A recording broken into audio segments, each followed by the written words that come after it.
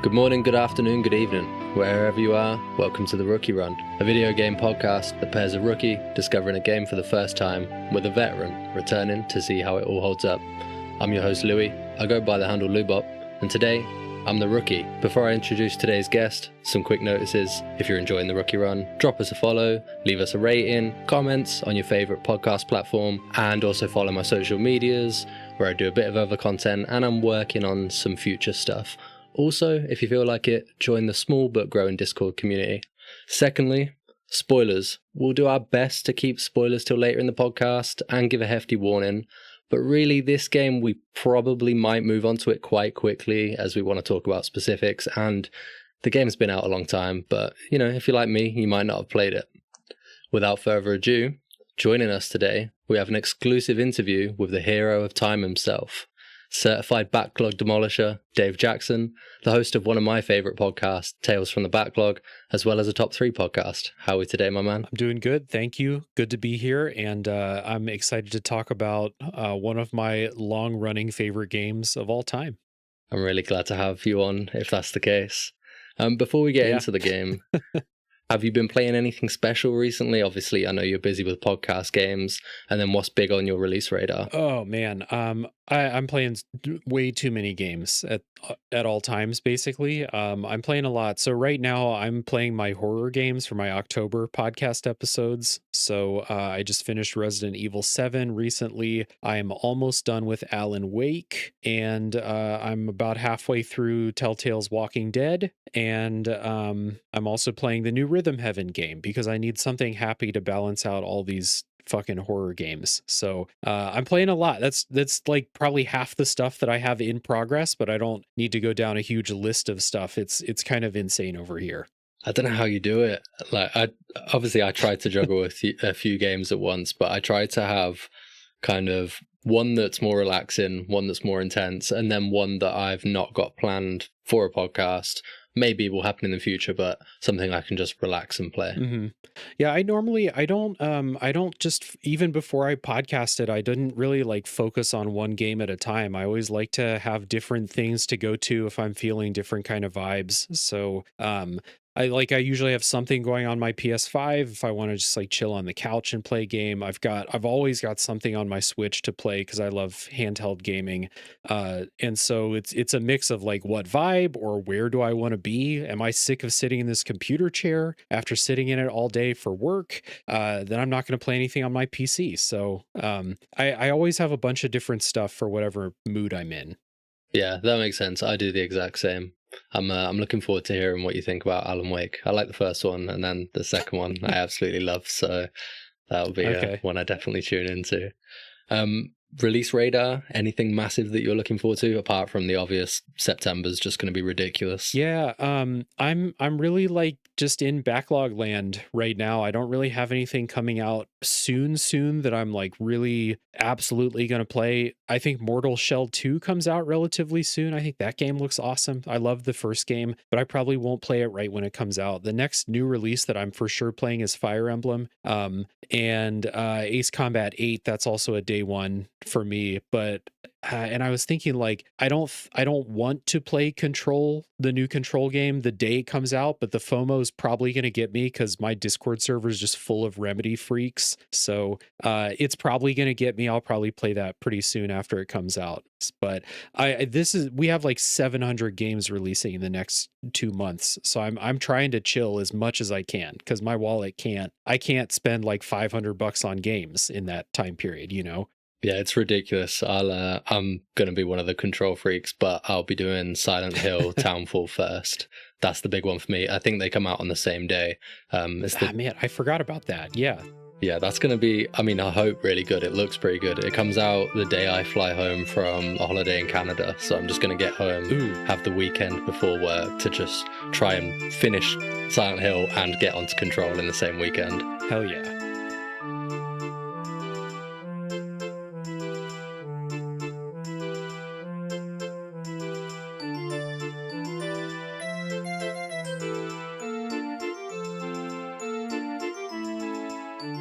So I don't think we need too much introduction. This week's game holds the #1 spot on Metacritic, released in 1998 for the Nintendo 64, and later the GameCube, and then the 3DS had a version. Nintendo's groundbreaking classic, Legend of Zelda: Ocarina of Time. What's your experience with Ocarina of Time? Where were you when it came out? How much have you played it? Your thoughts on it? Because I'm quite limited, but I have got some funny anecdotes for it. Yeah. So for me, I didn't play this right when it came out, but I got an N64 for Christmas in 1999, and soon afterwards we had this. It's in that time period of my childhood where like I don't really remember asking for specific games or going to the store to get them so much. They just kind of appeared, and somehow we got Ocarina of Time. It was probably that a friend had it and I played it and loved it and bugged my parents for it. So but this was one of my games I played a lot as a kid. I would have been 11 or 12 probably when I played this for the first time. I had played Link's Awakening on the Game Boy before this, though. That was my first Zelda game, was Link's Awakening. And this, from that time that I played it for the first time there, this quickly became my favorite game. And all through like being a kid, through middle school, high school, even into college, I would have always said this was my favorite game. And I probably played it dozens of times, like start to finish, dozens of times during that time period. And I know that, like, I remember in high school, me and my friends didn't drink. So what we did was like we like had sleepovers at each other's houses and we just like stayed up and played straight through Ocarina of Time all night. Like I remember being in like Ganon's castle at the end, and like the sun is coming up and we're all like so tired, but we're like, no, we got to finish it. We can finish it. Like I distinctly remember that stuff. So I played this many times. And then with the remake announcement, I just replayed it again for the first time in probably 15 years and played it all the way through, still remembered everything about it. Like it's just, there's certain important stuff in my life that I should remember, like someone's birthday or something, but my brain is full up on like how to do the water temple perfectly. So I don't have room for more stuff. But yeah, that's my general experience with it. It's just been a huge part of my life and a huge part of the reason I love video games as much as I do. Yeah, that's amazing. The obviously the announcement of the remake is kind of what's ushered me to play it now. I don't want my first, not that I have a Switch 2, I don't want my first full experience with it to be the remake, because for a lot of games and games that I'd now call some of my favorite games, my first experiences have been the remake, mostly like the horror games, Resident Evil, Silent Hill, and they're great remakes. I don't think it's a bad thing, but I think I have lost something by not playing the originals. My experience with this one is, it's a really strange one. So I had a GameCube. It was my first console. I can't have been very old, probably 5-6 years old. And I don't know whether with it or at some point it was like a box set Zelda collection. It had Majora's Mask, Ocarina. I know it had like a demo for Wind Waker, and then I think it had some of the earlier ones. So I had that and I'd play it, but the same for the demo of Wind Waker, Ocarina, and Majora's Mask. I would just run around the opening areas over and over again. So I'd get to the Deku Tree and just stop and just do that on repeat. Same with Majora's Mask. I'd run around the forest for a bit and then it'd get too scary and I'd stop playing it. So I have tons of nostalgia for, some of the early songs and the character design. And then I've later played the modern games, Breath of the Wild, Tears of the Kingdom, and have always just kind of had Zelda be something that like I have nostalgia for, even though I didn't really play it that much. I think I played some of there was a DS one, there was like a train or something involved or something like that. Yeah, Spirit Tracks. Yeah, again, played like a little bit of that, but never really got that far into it. So I've now decided it's time to actually play them. So I want to play, if I can get through all of them, maybe just the modern 3D ones. I do want to do that. Yeah, that's a very little kid thing to do. Like how old were you when you were playing those? Like, 5, 6. yeah, exactly. A very little kid thing to you're just like messing around in a game. Like there's not any expectation that you're gonna like make progress. You're just like playing with it as if it was a toy. And I have a bunch of games that I played like on my Game Gear as a kid that I never got past like like Sonic the Hedgehog. Like I never got past like level 2. I just played the first couple levels a million times, and that was what the game was. I had no concept of like what the whole package was or anything like that. I used to do it with so many games, so many games. I'm a massive, massive Halo fan, and the what would be the second mission in Halo 2 where you go down onto Earth. I used to just play that on repeat, and now I know it like the back of my hand. I know all the ways to get out the map. I could probably speed run Mhm. that level because I probably know the speed run strats just from playing it so much. It's just, yeah, I think I always did. So before we get into talking about specifics of the game, I have some input from one of my good friends who's put a message. Well, he sent me a message to put into the Discord because he wanted to have his say on this episode. So this one's All right, from, let's hear it. yeah, this one's from Backhouse. Gameplay wise, it's been a long time since I played Ocarina properly, so my memory is always distorted, but what I do remember is the atmosphere the game builds so beautifully. From the whimsy of Kakariko Village to building slight nods to darker undertones, up until the final battle against Ganon really makes it stand out and feel special to me. Weirdly for me, where this game shines the most is it being the counterpart for Majora's Mask. This game is arguably the staple Zelda game, not arguing if it's the best, but the whole story, music, and gameplay is what I personally associate to the franchise, despite it being my least played of all the modern 3D games. However, it being a classic Zelda game with more whimsy juxtaposed with Majora's Mask being one of the most different and darkest games of all time made the N64 era of Zelda so special. And I agree with him. Yeah. No, it's definitely the thing that set like the trend of what Zelda was going to be.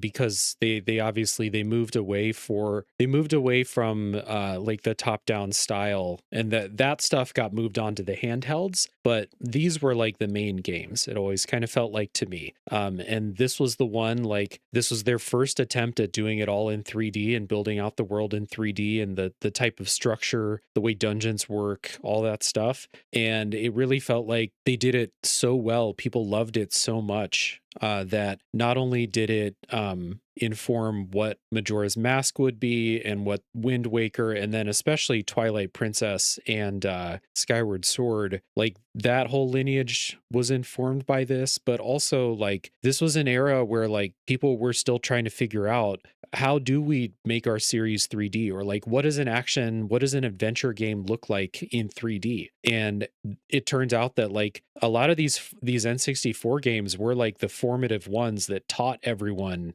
at the time how to do it, like Super Mario 64 and Ocarina of Time. Like you can still see the DNA of Ocarina of Time in new action adventure games in 2026. You could trace it all the way back to this game. So I definitely agree that like this is a template setting game, and even if you don't play it a lot, you go back and play it and you're just like, man, this stuff that I associate with like how this stuff works today, it's in this game. 100%. And it's funny playing it kind of now with the backwards view on modern games. I know you like Souls games. I do Yeah. as well. And seeing the DNA from this game still being imprinted on modern games is like, it's a bit of a trip seeing it from that perspective.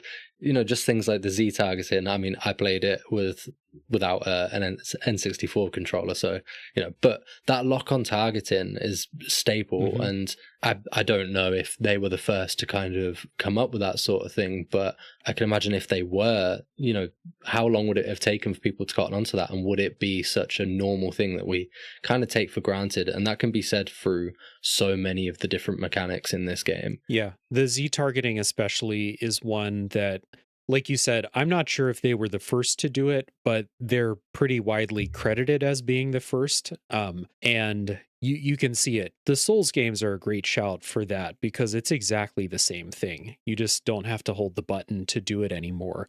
But I was thinking about like the way you lock on in Zelda and Link can do like his little backflips or his side steps and stuff like that. Like that's Bloodborne right there. Like that's just how you play Bloodborne.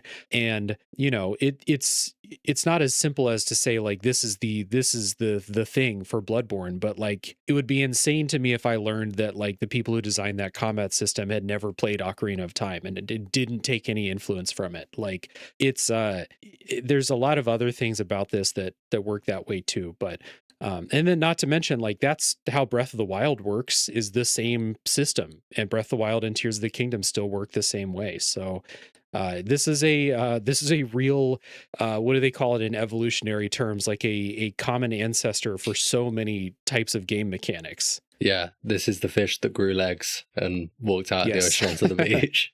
Yeah, no, it Yeah. really is. And like you say, it really does all boil down to that. My girlfriend, she's not massive on games, but when I had my first Switch, I said to her, you need to play Breath of the Wild. Like, I think it's a game that anybody can really get lost in, and that and Mario Odyssey, she was just obsessed with it, and she was just completely enthralled. I couldn't get the Switch off her, and I was saying to her after finishing this, like, I think you should play Ocarina of Time and see kind of where it started, and it's very different. It's not handholdy, and it's a strange one to go back to after playing modern games that are more handholdy, or at least give you something. This game teaches you things, but it doesn't tell you things. And I think it's something that she should do, and I think everyone should do without jumping the gun.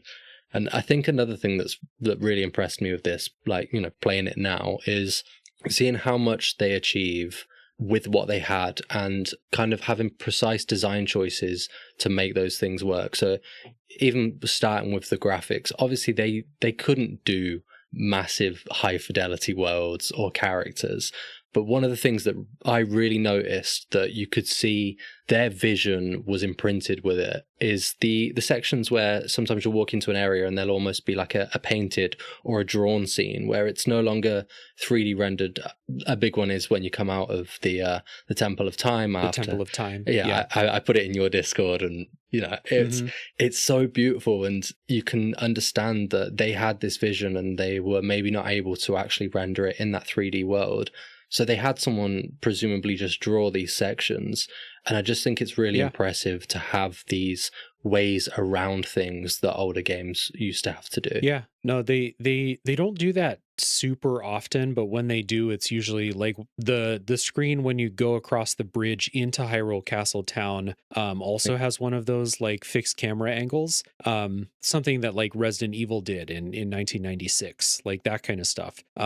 And that was still a way that designers would get across like an artistic intent for a scene if they couldn't render it. And then with time, Ocarina of Time, they were able to get most of it in 3D. But when they wanted to give you something really striking, like that one coming out of the Temple of Time, they leaned back on like something that had worked for a couple years by that point. And so that works. But even within the limitations of what they could do in 3D, I think that this game has a lot more visual flourish in those 3D environments than most N64 games, especially in 1998. Like you can look at like Majora's Mask, I think probably does more, but that came out later.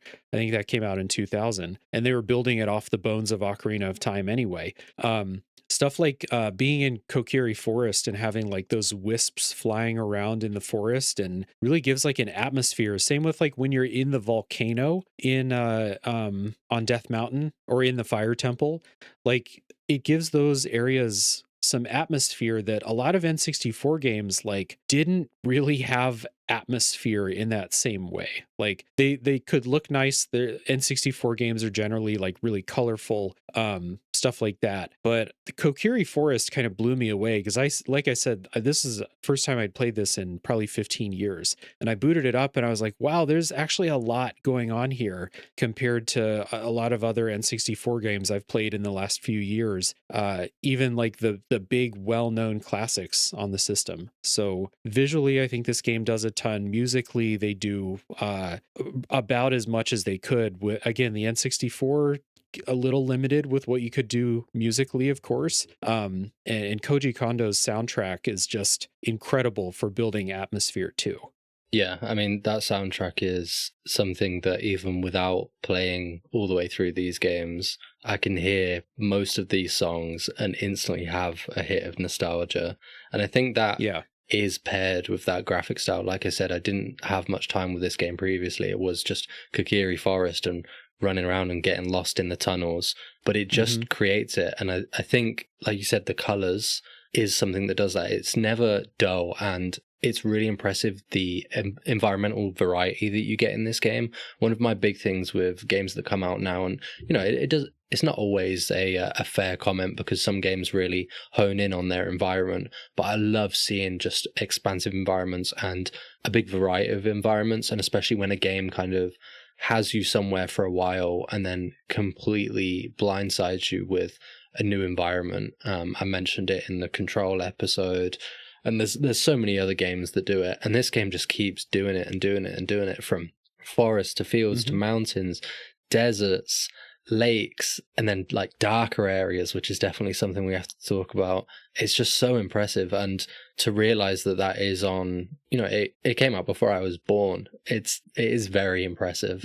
Yeah, this is something that I think I can speak to, like what it was like relatively soon after it came out. Like Hyrule Field was this massive expanse when I was a kid. It really sold how big it was. And then like finding Lake Helia, going up Death Mountain, like all of these things felt huge to me.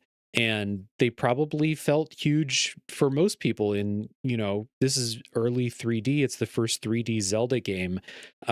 So I think that was something that, like, now I play it and I'm like, Hyrule Field's kind of tiny and it's kind of boring. There's really not much. Same with Lake Helia. There's really nothing happening at Lake Helia. There's a couple little side questy things you can do there, and the water temple's there, of course. But at the time, though, they were really able to sell that these are huge areas. And the old Zelda games also had, you'd have your desert, you'd have your mountain area, you'd always have like your lake area or your, your rivers area and stuff like that. And of course, Hyrule Field is the glue that binds it all together in those 2D games. And so when translating it to 3D, I think they sold size at the time for sure. Yeah, that's interesting. Obviously, I'm not aware of the formats of the kind of the top-down 2D games. So it's interesting that they do follow that format, and they did realize that vision. That I always imagine this with game developers, and especially with older games, that, this is what they could see in their head, or even more, when the remake of Ocarina comes out, that's what they had in their head. But it's cool to see them make those expansions over time. What you'll see if you do go back to playing the top-down games, especially with Link's Awakening and A Link to the Past, is like this structure for how the game kind of proceeds. The structure where you'll go to a temple, you'll do a couple of rooms, and then you'll pick up the key item for that temple, which will help you finish the rest and fight the boss, and will probably get you somewhere close to the next temple, and then you'll kind of repeat that process. And those old games work like that too. Ocarina of Time was just bringing that structure into 3D. And a lot of people make a direct comparison between A Link to the Past and this one. And I think Link's Awakening might be a little bit closer than A Link to the Past. What they did lose, they lost a little bit of density of like stuff when they moved to 3D though. So this game is comparatively more empty than those other games. They're pretty busy actually. Like every screen usually had something on it, or there were a lot of secrets hidden out in the field and stuff like that. This game doesn't have a ton of that, which is why I'm I'm like, I get out into Hyrule Field and I'm like, there's no reason to explore out here. There's really nothing out here. It's just big. Whereas in those old games, there was stuff kind of hidden away all over the place. But they were bringing that formula into 3D with this one. So if you do go back and play Link's Awakening, you'll see that formula kind of in its earlier stages. And A Link to the Past was probably the first one that really used that formula, although it's a little bit more open-ended than this one is. Link's Awakening got a remake as well, right? It did, yeah, on the Switch. Yeah. All right, or did they nail it? I don't like the visual style of it, so I didn't play it. But I Link's Awakening is another of my like games. I played it so much as a kid. The Game Boy Color graphics for Link's Awakening are Link's Awakening to me, and the remake is just switching the graphics. Nothing else is different. So if I don't like the graphics, then I have no reason to play it. So I haven't. Yeah, this is some of the ways I feel about the new Halo campaign Evolved. Although it's on a new engine and stuff, it's the way that original game looks is the way it looks for me, and I struggle to accept anything else. So I understand. Well, that'll be the cool part about the Ocarina of Time remake is I don't think it's just going to be a one-to-one thing with new graphics. Like I think they're reimagining it, which is exciting because you had mentioned designers with remakes like trying to get the thing that they always imagined out with the better tech that can help them realize it. The interesting thing with that is like the people who worked on the Halo remake, they didn't work on the original Halo. It's a completely different studio. The people who are at Nintendo overseeing the Ocarina of Time remake, they made the original Ocarina of Time. Like they're still working for Nintendo. So there's a better chance to me that you will get that. Like literally the guy who directed Breath of the Wild and Tears of the Kingdom was in like leadership on the Ocarina of Time development. So it's like the continuity there gives me more hope for the Ocarina of Time remake than I might have if it was like a whole new team just trying to make something that looks pretty. Yeah, and that's not always definitely needed to be the case. Like my last episode was Dead Space, and that's not the same team. I think there might be a few people, but they hit that out of the park. But I have a feeling with this one, they're gonna get it right. I think there's too much on the line, and like you say, with that original stuff, I think, and I'm sure we're gonna keep coming back to talking about this remake and things that are kind of our hopes and wishes for what we'll see. And it's again it's an interesting one of me playing it so recently, and then the remake is going to come out this year, right? So it's although it already has kind of like a place in my heart like for this game, and obviously I have that some nostalgia for it, it's going to be quite a quick transition, so I don't think I'm going to have as much emotional connection with it, and I'm not going to have those like, it's not the same as it used to be. I'm just going to be able to look at it a bit more like literally. Yeah. There's definitely going to be, and Nintendo invited this when they started to make the remake. They set the highest possible standard for it because, like you said, it is the best reviewed game of all time, and it has like generations of people who like love this game, know it front to back, and are gonna hold the remake to like the highest levels of scrutiny because of that. It's honestly like it's a little there has to be a ton of pressure for them, and so like I'm just interested because like if this was basically anyone else, I would be skeptical first, but because it's Nintendo, because it has a lot of those same people, especially in leadership positions, I'm more hopeful than anything else. I'm optimistic. Yeah, so am I. One of the other things where you see the limitations, and with this, I don't know if they just leaned into it on purpose or if it just what it is. Some of the character models, especially like humans, they're obviously they look so strange, and they're limited to, they don't have like the curvature on the faces apart from a couple important ones, but it adds just nightmare fuel. The first time you go into the Hyrule Castle grounds and you see all the NPCs, like the ones dancing and they're all walking around and they have like really long noses, there's something Mhm. about it. It's so creepy, and I don't even know if it's intentional or not. There's that one guy that's he's kneeling on the ground and he's just like slapping something on the ground on repeat Yeah. over and over and over again. I had said in my my episode on this game, which is coming out in September, so you haven't had a chance to hear it. This is the game where Zelda NPCs all became freaks because they're all freaks in like Tears of the Kingdom and Breath of the Wild. We are weirdos, Mm. lovingly said, but they're weird. And this is one where they're all super weird. And honestly, I think that it's like it's better for this game for them to all be weirdos like that than to try and make realistic looking humans with what they could do on the N64 in 1998. Like I think that had they tried to make it make everyone look, you know, normal and attractive and stuff like that, they would have just had a bunch of, you know, real weird characters that don't really kind of look like anything. But they chose to go with the freak angle. And so you get like the guy that works in the bazaar with his like bowl cut and his, you know, open vest. And like he's the most muscular dude that's ever lived. And I'll never forget that guy. And, you know, Zelda and Sheik and Impa, they get a lot more, and Saria and them, like they get a lot more attention for like their character models. But everyone else is just like, hey, give me your weirdest guys. Let's populate the world with all these weirdos. Yeah, and I do wonder if that informed design going on, or if it was kind of a choice at the time that they would take going on.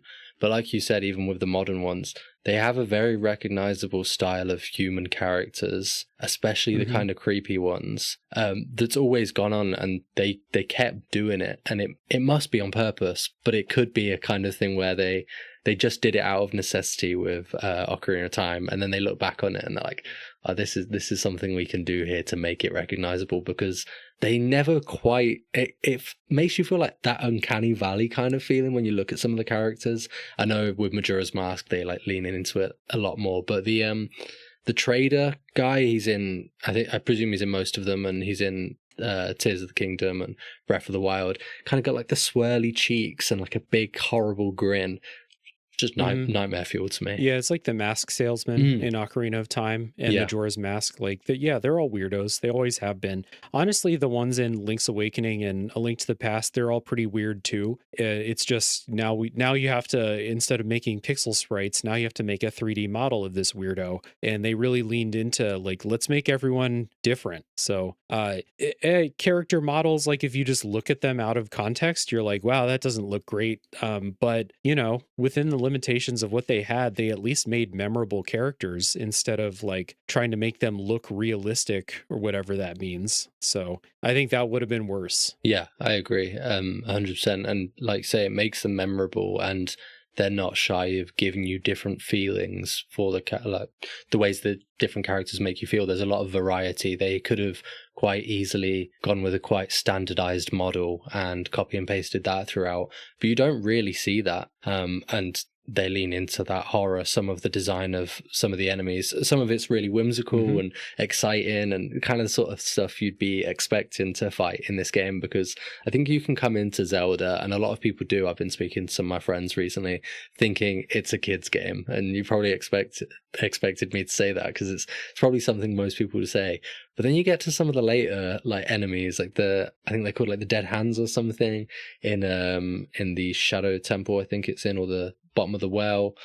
They're just, yeah, it really blindsides you, some of the horror in this one, and they don't make it explicit that they're doing it, and you kind of have to dissect the themes yourself and what it means and how it can kind of make you reflect, because the story is trying to do something in terms of like talk about the passing of time, obviously, and what it's, at least the way I interpret it, the way it is to grow up and experience the change of time. And I think some of those creepier enemies they hold a candle up to that, and they can kind of maybe represent some of the darker feelings about growing up.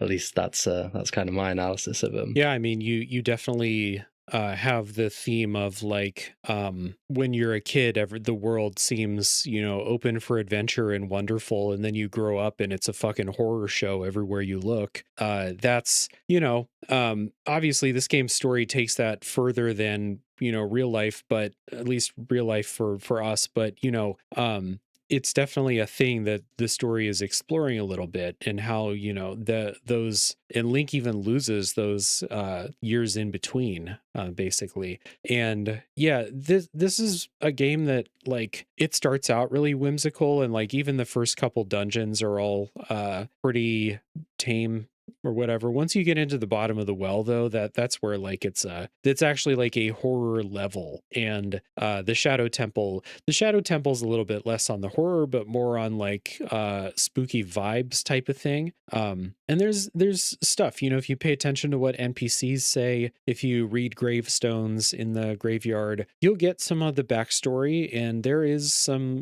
dark history in Hyrule in this game.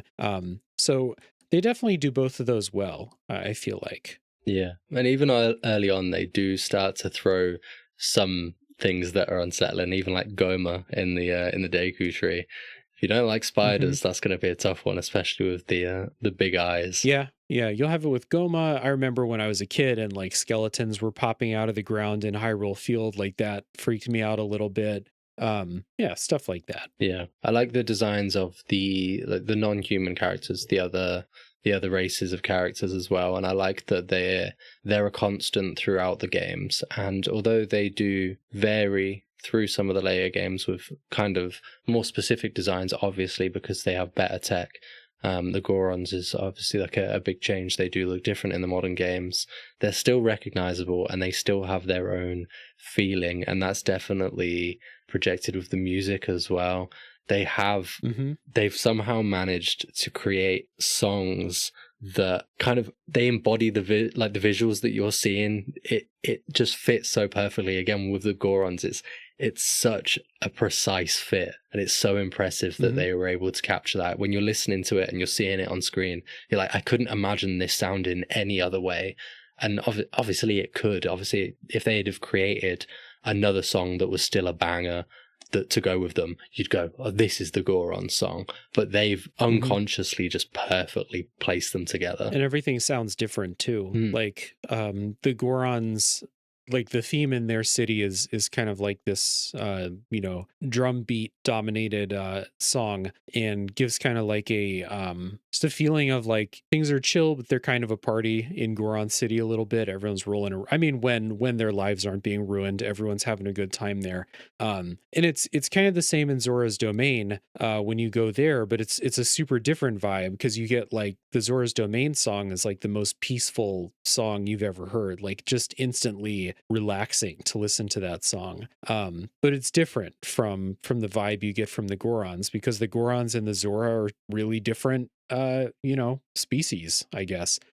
So they do differentiate that well. I think a lot of it does come from the music, though. Again, like I think the music in this game carries so much of like characterization of areas, characterization of the different groups of characters, and then like the weight of scenes. Like I think this game actually doesn't get enough credit for cinematography. Like I think that there's a lot of really good stuff in here, and not just like good for 1998, but like legitimately good stuff. Like I always come back to the scene when you leave the forest and you say goodbye to Saria, and the camera kind of like, Link runs out and the camera like lingers on her for a couple extra beats as she just watches you go and lets you think about like, what is she thinking about? Then when you play the game and you realize like what Saria's deal is in the story, if you replay it, you can think like she knows what's going on here, or something like that. The scene when you first see Ganondorf through the window in Hyrule Castle, good use of the camera in that scene. The one at the end with the organ that gets louder the further and further you go, you hear the organ get louder and louder. That's a real simple trick they do, but it's really, really effective. And I think it's the type of thing that like they didn't have the capability to do the fanciest cutscenes of all time in 1998. So they figured out ways to get the same effect, maybe outside of like entirely outside of a cutscene, or just like with a couple seconds in a cutscene, using a camera angle, stuff like that.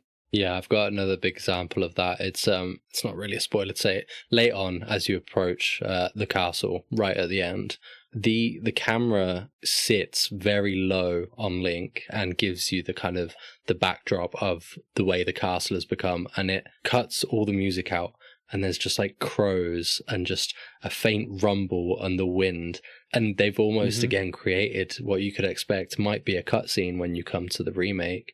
They've created that atmosphere just by dropping the camera out, and in a game where you're so used to having this music accompany you in all these different locations and describe the locations through sound, when it's coming to the culmination and you realize that you're about to face, what is the embodiment of evil here, it just gets rid of it. And I think the soundtrack in this it's a bit of a warm blanket a lot of the time. A lot of these tracks are, everyone's got their favorite track in Zelda, and most of the tracks are quite happy-go-lucky, upbeat, quite exotic instruments, a lot of like woodwind instruments that are quite like nice in the tops of your ears almost. That's probably like a awful way to describe it, but you kind of get what I mean. So for them to remove that, it really shows that emphasis. Yeah, 100% agreed. It's got to be one of the best soundtracks of all time, and I like that they throw in a way for you to obviously kind of make your own imprint on it with the ocarina. When you play the ocarina tracks, I feel like I imagine most people do this. When you first learn a track and you're first playing a track, for a specific moment, you try to play it the way it sounds, the way it's taught to you. And then when you're doing it later on, because you're playing a lot of these tracks over and over, you're just speed running it and it doesn't sound anything like the track. I'm guessing that's the same for you, right? Well, honestly, I remembered like at least like 5 or 6 of these songs from memory, but I did like tool around with the ocarina and just like try to play my own I remember when I was a kid learning how to play Iron Man by Black Sabbath on the ocarina in this game, because I was just having fun messing around with it. And same with the guitar in Majora's Mask, doing the same thing. Is one of the, like, if you've ever seen videos of people doing crazy stuff with Ellie's guitar in The Last of Us 2, I'm sure that there's the same stuff out there with people, playing whatever song you want on the ocarina in here. So I definitely messed around. It's made me want to grab an ocarina and annoy my girlfriend sat here trying to learn all of the songs. Dude, the popularity of the actual instrument, the ocarina, has probably never been higher than it was in like 98, 99, because all of my friends wanted one, and some of them had them. And it's about to shoot right back up again, I'm sure. Yeah. I imagine maybe we'll see a special edition with the remake that comes with one. That would definitely be a cool special edition gift. Yeah, it would. Yeah.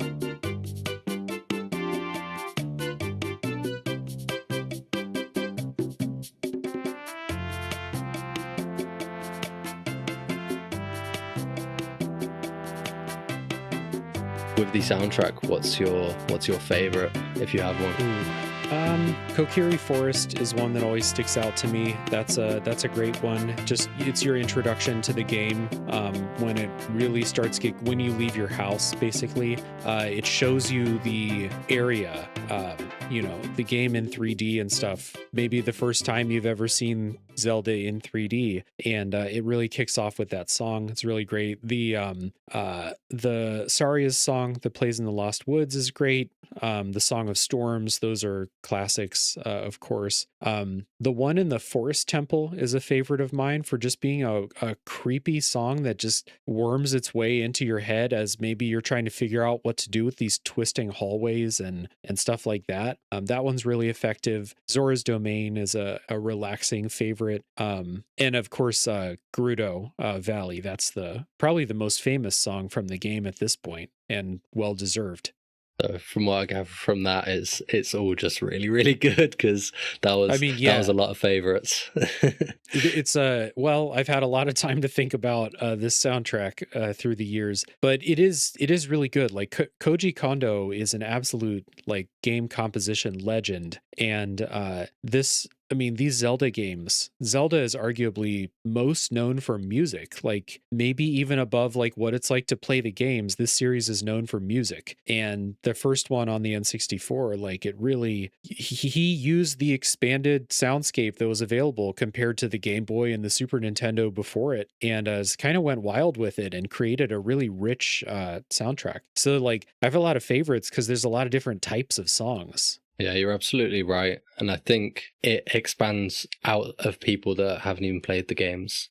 Again, my girlfriend, although she's played Breath of the Wild and some of Tears of the Kingdom, and I like how they often keep the tracks, but will kind of remix them, make them feel a bit more modern. But a lot of the tracks, you could play them to most people, and they'll be like, oh, I recognize that. Or even some people might just say, oh, that's from Zelda. Even if they haven't played Zelda, it's really, really impressive what he managed to achieve with the composition of them. Mm-hmm. For the record, mine, Song of Storms, is my favorite. And then closely followed by the, I think it's in all the shops, but the Kokiri shop tune. It's a real, like, dancey tune. And again, playing it for this time, that's one of the songs that I still have a lot of nostalgia for because there is a shop in Kokiri Forest.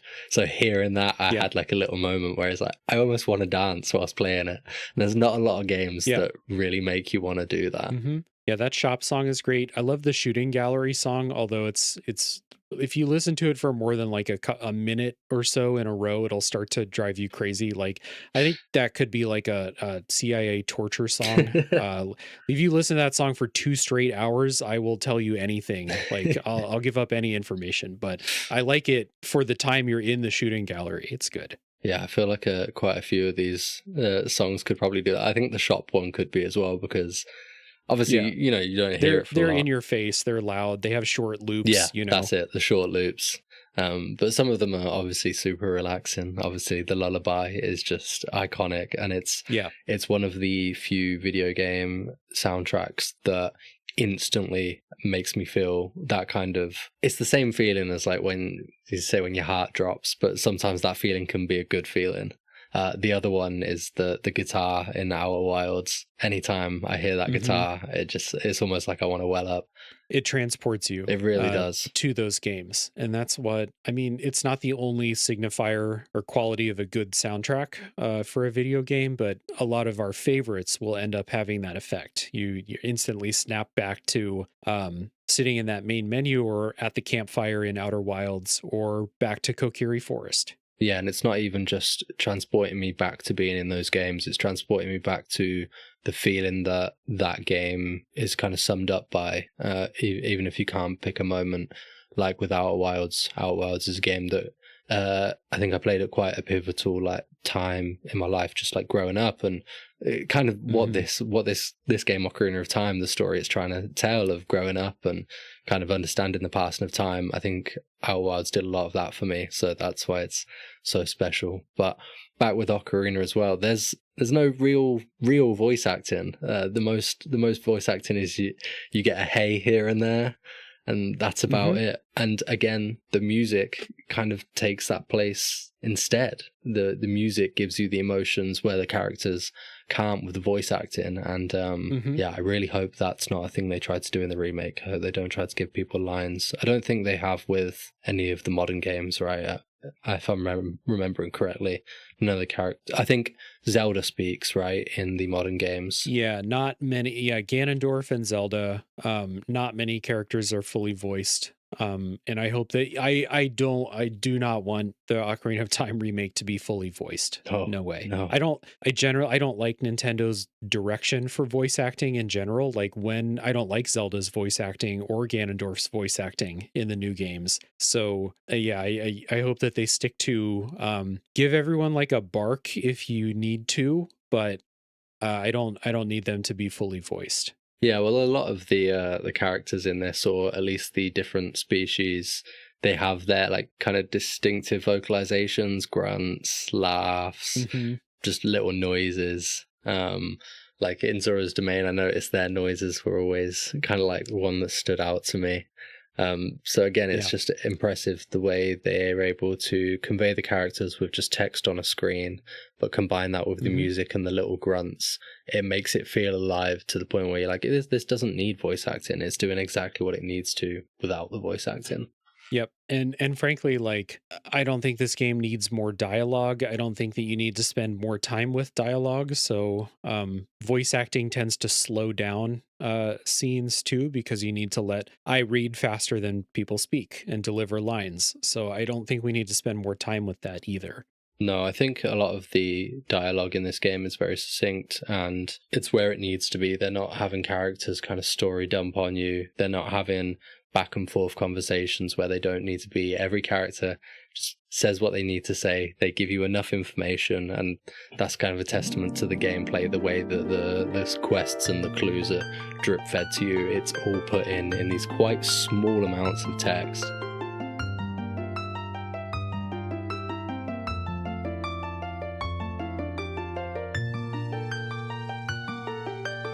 I'm not gonna act like I didn't struggle as as someone that didn't play a lot of games from this era and maybe a victim to the yellow paint era. There was some times I struggled with this, and I'm sat there saying like, Okay. how the fuck was I meant to know that? There's one or two that really stick out. Yeah. Okay. And I was going to ask you, because we were talking about voice acting and we're talking about, now we're talking about, signposting or hand holding or lack thereof. This game has one of the most infamous sidekick characters in the history of video games with Navi, who will, like, Navi's there's like just a couple times in the game where like Navi will say something and you have to listen to what she says. Other times, if it feels like you're off track, she'll like yell and you can choose whether to click on it or not and get a hint. I I think well, before I give what I think, because I played this game a million times, I could play this game without Navi. I'd be fine. What did you think? Because I assume that you'd heard of Navi before playing this. Like, yeah. What did you think? Of course, I knew Navi again from just the little amounts I played, and her hey is iconic, right?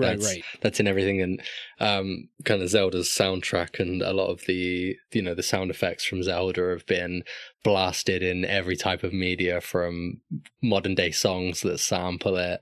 So I think that's super iconic. But in terms of actual like gameplay and her presence, I found when she gives you like the pointers, like you say, the ones you don't have to listen to, I thought they were always great. They were always where they needed to be, and they always came at the perfect time where I kind of had a little bit of time to explore and then went, oh, I really don't know what I'm doing here. And then you'll get the little hey, and she'll kind of give you almost like a riddle. So like one of the big standout ones is later when you return to Zora's domain. It's like there's a strong cool wind flowing from Zora's domain or something like that. Mm-hmm. I felt that those tips were always great, and they always put me on the right direction.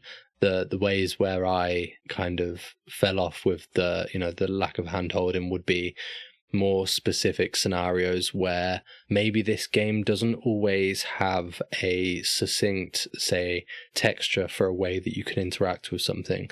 In a lot of games, when you're taught a certain way to interact with something, they'll have a recognizable texture on them, obviously, like the yellow paint, but maybe some scratches on something or a certain crumbling effect to a wall. And most of the time this does have it, but there's one, I think it was either in the well or in the spirit temple, there's a mound of rubble that you need to blow up with a bomb. And there's never really another time where you have to blow up something that has that sort of texture. So I was just like, I was completely confused, and then realized if you look on the map, you can see a chest, but you can't access that chest. And you're like, that texture does look a little bit out of place. But if you didn't have any bombs there, you'd potentially try everything else. And then, some people would think, all right, I'm going to go get a bomb and return because it might be that.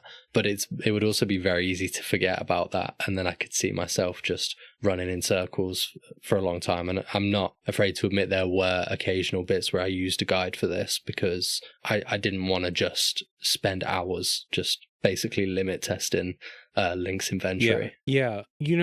Navi Navi's reputation is pretty overblown at this point, and it just kind of like people thought Navi was annoying in 1998, I don't think she's and it just annoying. kind of carried. Well, that's the reputation, like I didn't know that that. she's annoying and that she's yelling at you all the time. And then it's like it gets memed and amplified through the memes. Like Navi yelling, "Hey, listen," is a meme that has kind of outgrown what it's actually like in the game. And the thing about Navi is like if you're just wandering around Hyrule Field and don't know what area to go to, she'll give you a hint. She'll tell you, "Hey, cool wind coming from Zora's domain. Hey, doesn't Death Mountain look kind of weird?" Like she'll just tell you stuff like that.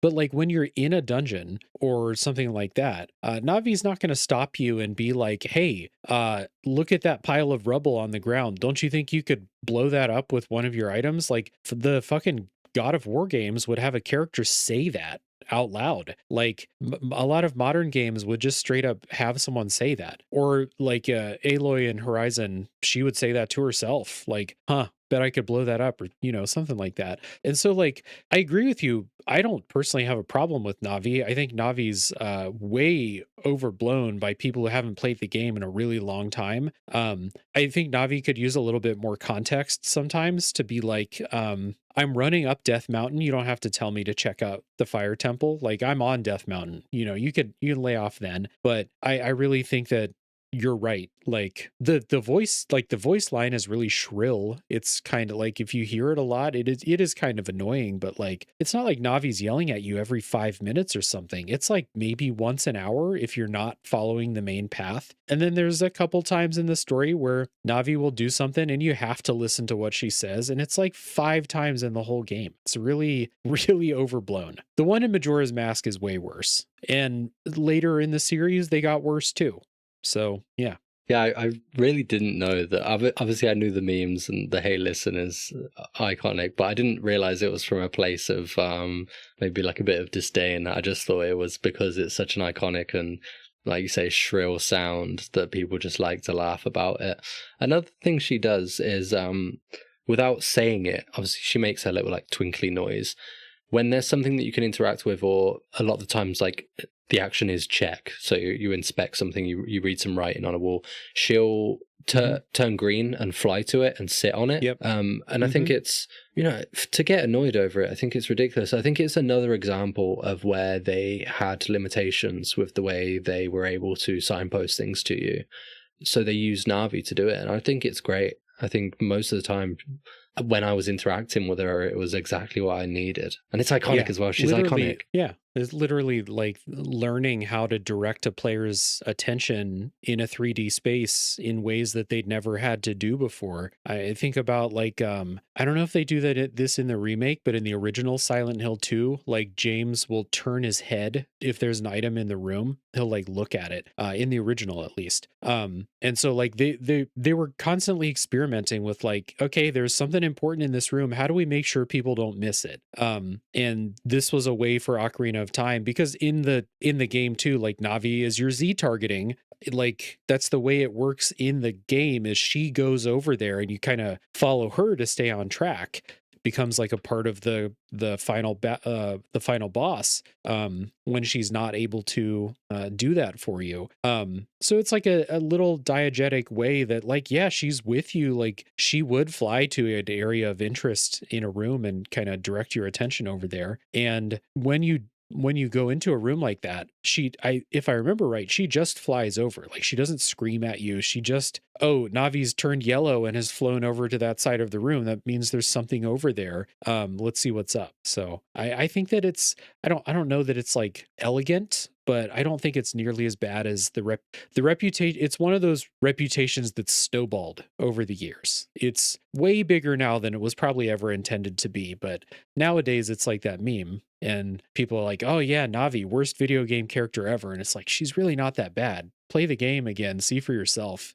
I'd much prefer a character like Navi than, like you said, the characters giving a commentary to themselves. I'm never a fan of that. And there's a few games where they can do it quite well if the character is like purposely like quippy, like Leon Kennedy is the obvious example.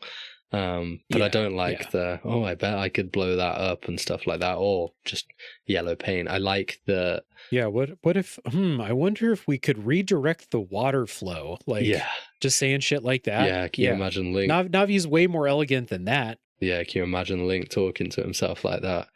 Well, speaking of which, I don't know if they're still doing it, but they're adapting Zelda into a live action, right? I saw something about Ganondorf casting today. So that's still Yeah, happening. yeah. I'm 0% interested, so I'll just let other people handle that. I'm 100% interested because I like to kind of rage comedy myself. We've had a lot of bad things, and there's an enjoyability in watching some of these things and just having a laugh. The Halo TV Fair series enough. was one that stood out to me. That was, and the recent Silent Hill movie as well. Yeah, the Elden Ring movie's gonna. I'll go see that, but Yeah, that could go either way. That really could go either way. Obviously, Alex Garland, yeah, he does some good stuff, and he's a big fan of the game. yeah, So it could be we'll good. see. It's the odds are stacked against it, just like every video game adaptation. But I'll go see it. Zelda though, I don't.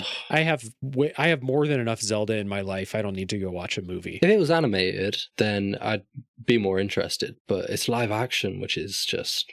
I remember when they announced it, there was everyone being like, "Oh, it's going to be Machine Gun Kelly as Link." I was like, oh, "Please no, please no."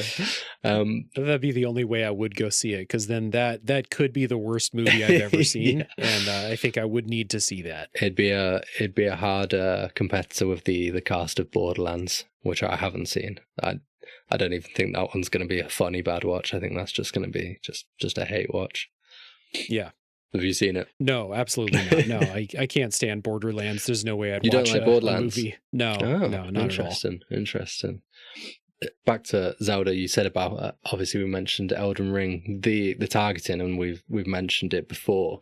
But another way that this game kind of you see it in modern games, and again Souls games so much, is that storytelling and the kind of the way the quests work, and even that progression that's not linear. It's not signposted. There's no quest markers like there is in the modern ones, and obviously in the modern Zelda games you're going to want a quest marker, right? The worlds are very, very big. I know there are some games that do big worlds without quest markers. A game I keep bringing it up, and I think I maybe saw you had some Discord activity on it. Hell Is Us? Oh yeah, yeah. It's people in Discord that played and enjoyed that. Yeah. Yeah. I thought I saw that you'd played it a bit, but maybe I'm No, misremembering. I got it. I got it in the Secret Santa, but I haven't played it yet. Okay, that makes sense. Yeah, I think that's one of those games that it doesn't. It's a big world, but it doesn't signpost things in the typical like quest markers sense. It's more of a like working out where you go. And obviously, this game is one of the places that kind of came to fruition, I suppose. Yeah, I wouldn't say that this is particularly influential in that, in my opinion, but again, more broadly speaking, taking that big adventure type of thing and putting it in 3D, that this game is definitely more influential in that. But that was a hallmark of older Zelda games, even the very first Zelda game, to give you a quest and not tell you where to go to do it, and have like, it's like, all right, well, you're out and go explore the world. And especially when you get to A Link to the Past, or even Zelda 2, they've designed the world in a way that you'll only be able to get to the place that you can get to, that you should get to, but we're not going to tell you where it is. You have to go find it. Maybe they'll say like, hey, head to the desert in the east, and then that's all you got. And this game does that same thing, where they'll be like, head to the castle. You go out in Hyrule Field and you look and you're like, all right, well, there's the castle. Zelda tells you, head to Kakariko Village. And it's like, well, there's only so many places I can get to. Kakariko Village will be one of them. And then I think she's like, here, take this letter, tell the guard at the gate, go find the guard at the gate. Like, they tell you, but it's not yelling at you the whole time with like a quest marker, or even Navi yelling at you too often. Yeah, and it makes it your adventure, even though you're playing as Link. Again, having Link be a silent protagonist, well, everyone being a silent protagonist, it's your adventure, and it's your way to progress and the way that you interpret, although they say it pretty barefaced, like you say, go give this letter to the guard here. It's your way to go and find that. And as the game goes on, it is a little bit more limited with the how overt it is, and especially with some of the side quests. I know there was things I missed, but yeah, like I say, it encourages it to feel like your adventure. And going back to the Ocarina, I think that builds into it. Learning the songs, it makes the progression feel more personal. You're not just getting a key, you're learning a song. It's yours to learn, and although it's there in the menus, if you forget it, it feels nice to remember it. And obviously I spent a lot of time going back, because it's probably like 12 tracks, I think it is, around that, something like that. Yeah. I was forgetting some of them, but there are also others that you remember, and you remember the pattern to it. Or if you don't remember the pattern to it, sometimes you'll play it and you'll play it wrong, and you'll go, oh, I think I can work this out myself. It's almost like learning an instrument in real life, where you'll be, with a guitar, you like noodle around on a guitar a little bit, and you're like, that sounds like it's almost there. Oh, I think I've got it now. Yeah, for sure. And I had that sometimes too, where it's like, I remembered, 7 of the 8 buttons for one of the songs for the minuet of Forest. And then, I play it and I'm like, not quite right. But I think, I remember how the ocarina works. This button's higher than this button. So we'll try and figure it out. Yeah. And it's definitely, it's a fast travel system, and it's Zelda's Lullaby is a key that you use in basically anytime you see the symbol on the ground, you just play Zelda's Lullaby. It'll take care of whatever needs taking care of. But there are some things that you can do with the Sun's Song and the Song of Storms and stuff like that. I kind of, that's one of the things that I wish music was a little bit more integrated in interesting ways, rather than just being a fast travel, or Zelda's Lullaby being the key to this very specific thing. But again, this is coming from Link's Awakening, where you also picked up instruments, but you didn't actually learn to play the songs. They didn't affect things in the world. It's just you collect the instruments to present at the end of the game to beat the game. And so this is an evolution on that. And I think that Majora's Mask, took this even a step further and made the music more integrated in how you interact with the world than it is in this game too. Yeah, interesting. I'm definitely going to move on to Majora's Mask at some point when I get around to it. But yeah, I can see what you mean with the instruments there. There could be room for further integration. A lot of different opportunities for that. They could come into the combat, or, ways that you tackle certain kind of elements. This game kind of plays on elements, right? Fire, the sun, snow and ice, sand. So it could be cool if those songs that fit those themes, obviously you learn them in the areas, had more integration in that way.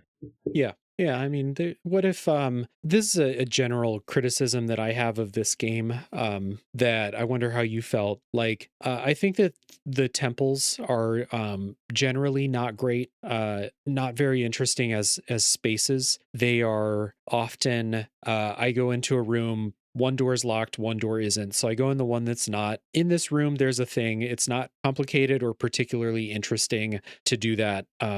Zelda games often will be like, here's your task in this room. Step on the switch and run to the door before the bars close again. Or here's your task. There are 4 torches. Light the 4 torches. And it's like, it's not super interesting. With 3D, they could have gotten more creative with like the 3D layouts of the places. Some of the dungeons are like that. Most of them are not. And I think like integrating music into it would have been interesting. Like, what if playing the Bolero of Fire in the Fire Temple did something? Or playing the the Serenade of Water, I forget the word. What if playing that in the Fire Temple did something?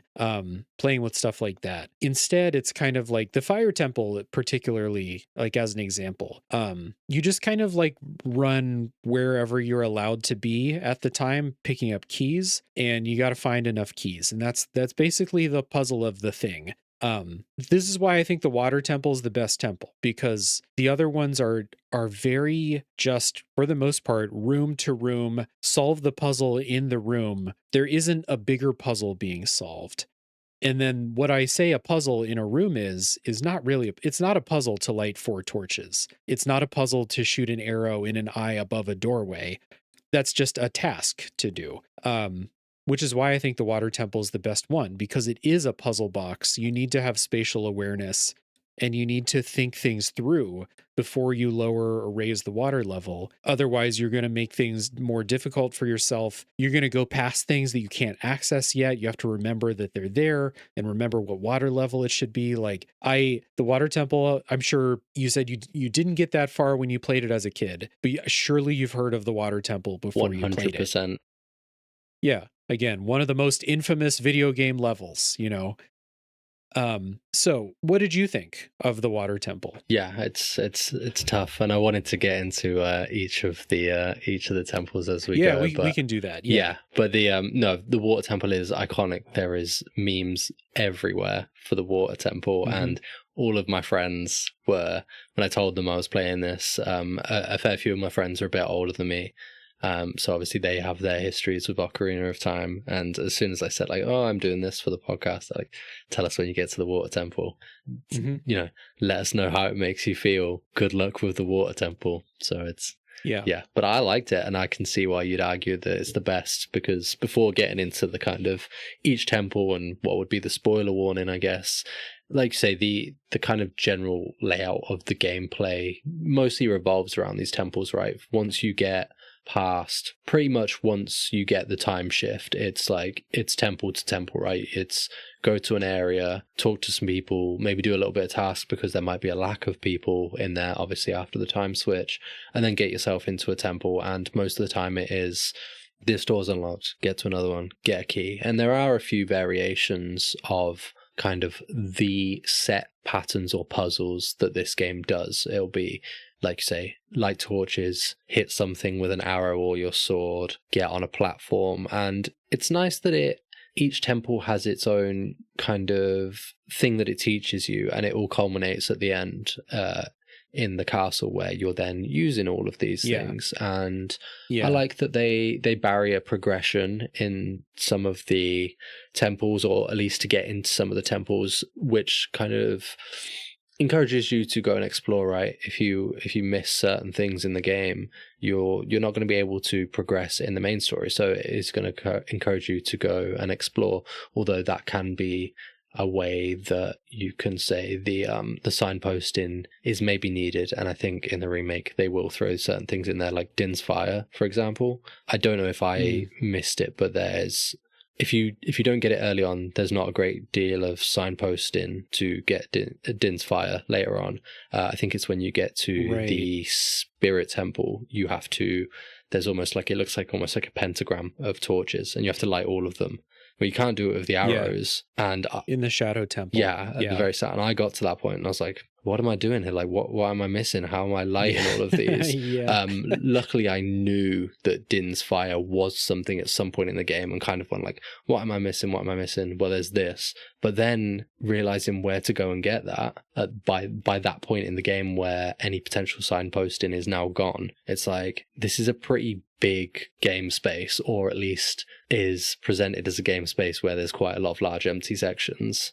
I can't just spend hours and hours backtracking and tracing every step to go and find this. And this might be, this could be completely me, just completely like missing it and just having my eyes glazed over. But I had to Google how to get Din's Fire. Yeah, this is one of those things where like everyone's got this game that it's just really hard to relate to the first time player experience, because like getting Din's Fire is just one of the steps that I have memorized. Like, I just know I'm at this place, this is where Din's Fire is, I have it available to me, like I can go get it. I can blow up that, use a bomb and blow up that hole in the wall, go to the fairy fountain, get Din's Fire because it's available and I'm right here. And it's just, I've probably done it the same sequence since I was 12 years old. So it's everyone's got that game though, where it's like you have it, there might be something in the second level of Halo 2 or something that you mentioned, where like I would be like, where's, I'm missing something, or if there's a secret or something, and you're just like, well, I just know where it is. We all have something like that. That's kind of the point of or the interesting like thing that you deliberately set up on the show, here is where like someone has the new player experience and it forces the old pro to like reckon with the first time player experience. And so yeah, there's if you missed Din's Fire and then you got all the way to the Shadow Temple without it, which is 100% possible. I usually use it for the Dark Link fight, but you don't have to use it for the Dark Link fight. I wish So I did. you could get all the yeah, you could get all the way there and be like, I'm missing something. What am I missing? What if you don't know that Din's Fire is a thing? And then you're like, you're supposed to travel all the way back to like that time as child Link when it's available to go get it. You're supposed to remember that there's like this one little boulder in this corner of a map you haven't been to in 10, 15 hours. Like, I get that. Like, it's not, I don't even know that Navi would point you in the right direction. And I don't know that there's another way to solve that thing with the torches. No. Because yeah, so I definitely get that. And that's a thing. I had that same experience with A Link to the Past when I played that for the first time like last year. And I would be like, this thing is annoying. I don't know where this thing is that I need. And there's 200,000 people out there that played it 100 times when they were a kid. And they're like, I don't know what the problem is. I know where it is. And I'm like, well, I'm not you. I didn't play it. And so it's the same thing here with me with Ocarina. I'm the one I just know where everything is. Yeah, and furthermore with Din's Fire, it's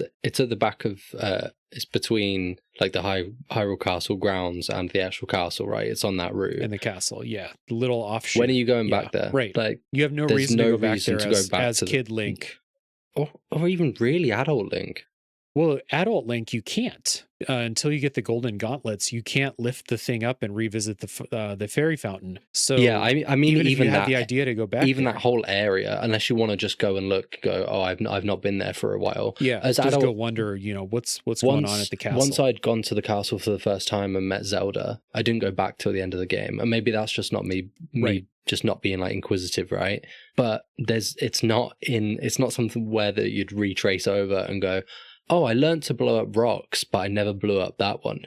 So, yeah, I think it's one of those things. I think that they hope that you noticed that rock the first time you went there, and then pretty soon after that, you got bombs and you're able to blow up rocks, and you're supposed to remember like, oh, I have bombs now. I remember a couple things I wanted to blow up before, but I don't think that it's I don't think the guiding hand guided you back to the super important thing well enough. In that case, I got goldfish memory as well, so I'm very like I'm going forward, right? I've got these bombs. Where are these bombs taking me? Not where could I go back? And maybe that's just me, and maybe that is kind of the way games are designed now, where they're pushing you forward, and not a lot of games are giving you something, and then you're remembering, what if I went back to this? I think there's a certain genre or style of games that really lean into it, kind of Metroidvanias and things like that. Your Hollow Knights, and then even third person kind of action games that still use those formulas, things like Control and things like that. I think those sorts of games encourage it, but a lot don't. I do like the kind of the arsenal that you get between adult Link and child Link as well. It gives you a lot of different, it doesn't give you options of ways to play, maybe in combat a little bit, but it gives you tools that you kind of learn a cycle of like how I'm using these tools. And then when you get the better versions of the tools, like the slingshot, the sling hook, is it sling hook? Is that the name of it?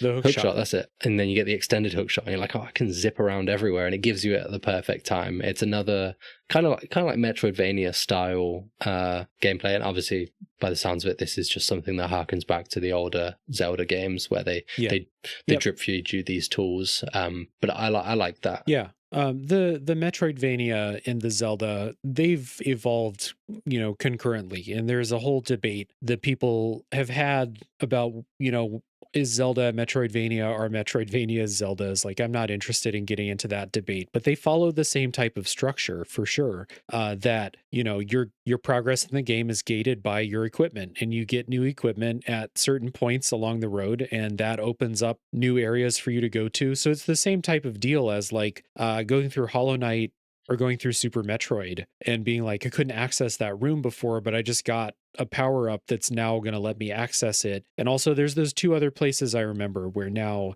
I have bombs in Super Metroid, and this place looked suspicious. So I'm going to go revisit and try bombing.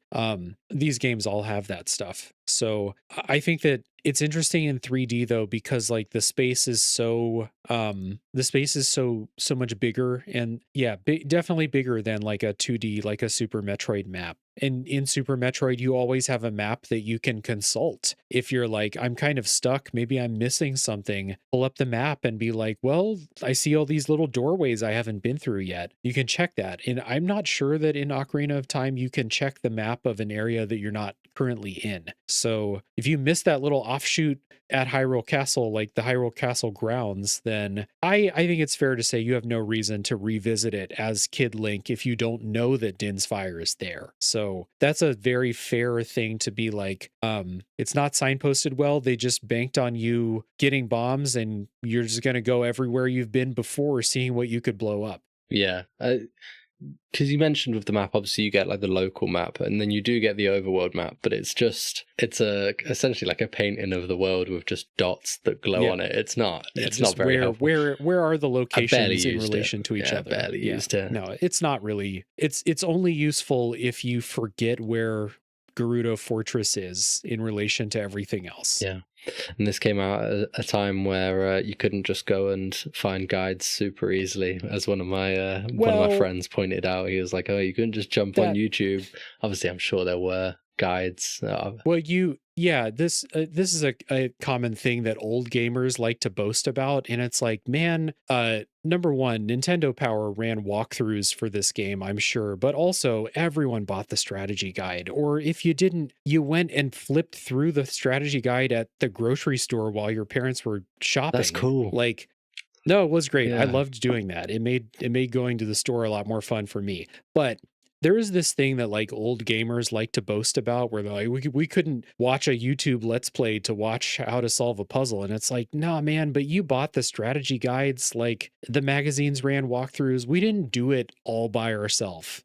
Yeah. You know, it just wasn't a thing. Yeah, it's I'm sure I've been guilty of it at times. I think it's the Souls community that does it to you, being guilty of the kind of just the get good, do it yourself. But the as Souls I've got community old, of all communities, the Souls community, the ones where like you can't figure out how to do NPC quests without looking at a wiki, like the Souls community can. I'm part of the Souls community. Everyone can shut the fuck up about that. This, of all the communities to talk about not having guidance, the Souls ones, they didn't earn that. Yeah. But yeah, just as I kind of evolve in playing games and talking about games more, it's I care less and less about, if you want to use a guide, go and use a guide. It's really not that deep. Yeah, for sure. And as well, something that we get a lot now is we get people that are super dedicated to giving you a guide that doesn't spoil things. They almost like act as like an NPC. Another, like a great one for that, mentioning it again, Outer Wilds. There was a couple times in that where I got stuck, and their Reddit like subreddit is so dedicated to giving you like tips that are almost written as in-game characters. So I think we should move on to talking about each of the dungeons we've covered, the general way the gameplay works. So this is a good place to put in the spoiler warning.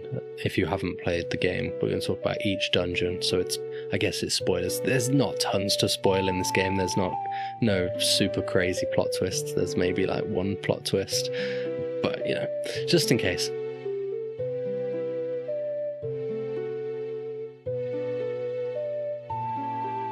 Quickly before we get into it, I've got another bit of input from Adam from the Spectre Approved podcast. He said, Ocarina of Time was the game that I put so many hours into and what made me a true gamer. It sounds like maybe that was similar for you. For me, it was Halo 2. Yeah. I think that if I had to attribute it to one game, it would be like Pokemon was the game that got me into games, and Ocarina of Time was the game that convinced me that gaming is my favorite thing. Yeah. He went on to say it was one of the first games that he was able to 100% with an awesome Prima guide, and of course, as well as being the first Zelda game he'd played. The time travel and the multi-layered levels with puzzles that an 8-year-old could solve, except the water temple in brackets, made the game a 10 out of 10 in my book. though I did need a good friend's help to defeat the final boss Ganon, as my memory of the game from Shadow Temple on is quite hazy. It also solidified for me that scary games are not for me. The Graveyard, Huh. Likes as Child Link, and the Shadow Temple as Adult Links were really scary at the time, and he's very interested to see how they're handled in the modern remake. He wasn't particularly scared by Pose, however, and found the hunting minigame as Adult Link quite fun. But the Skulltula origins, no more needs to be said about that, and we didn't mention how horrific that is. The game also increased my vocabulary and made me at least seem smart with its accuracy in musical compositions for the Ocarina tunes, which is wild considering we had 5 buttons to work with. My year 3 music teacher was blown away when I knew what a bolero was. I was able to talk about its rhythm and basins. If he heard my Scarecrow song, he would have seen I have no musical bones in my body. It was rubbish to the ears.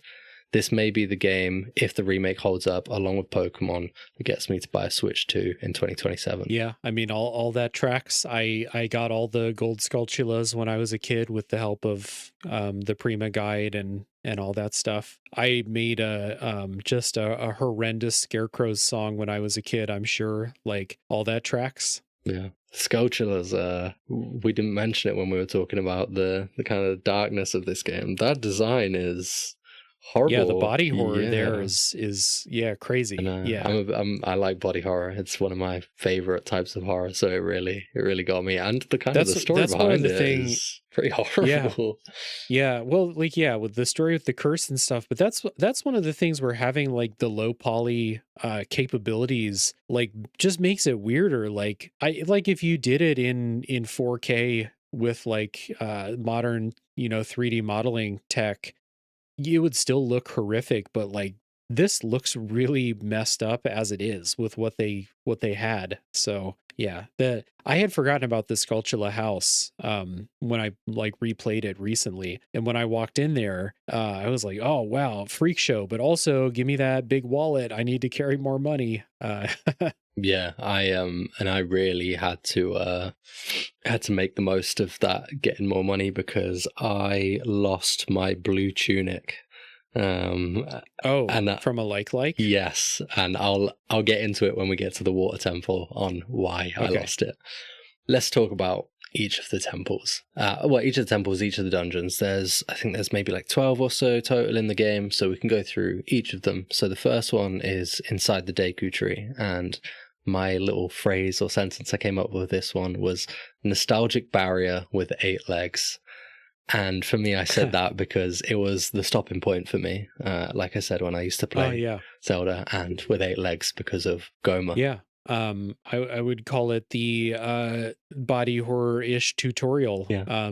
Because even as a kid, I thought it was weird that I'm inside the Deku Tree that is a living, speaking thing. And there's like spiders and spider webs and stuff everywhere. And it's the tutorial. It's teaching you how dungeons work, basically, all the way down to, climbing up to the second level, jumping through that web in the floor, getting down there.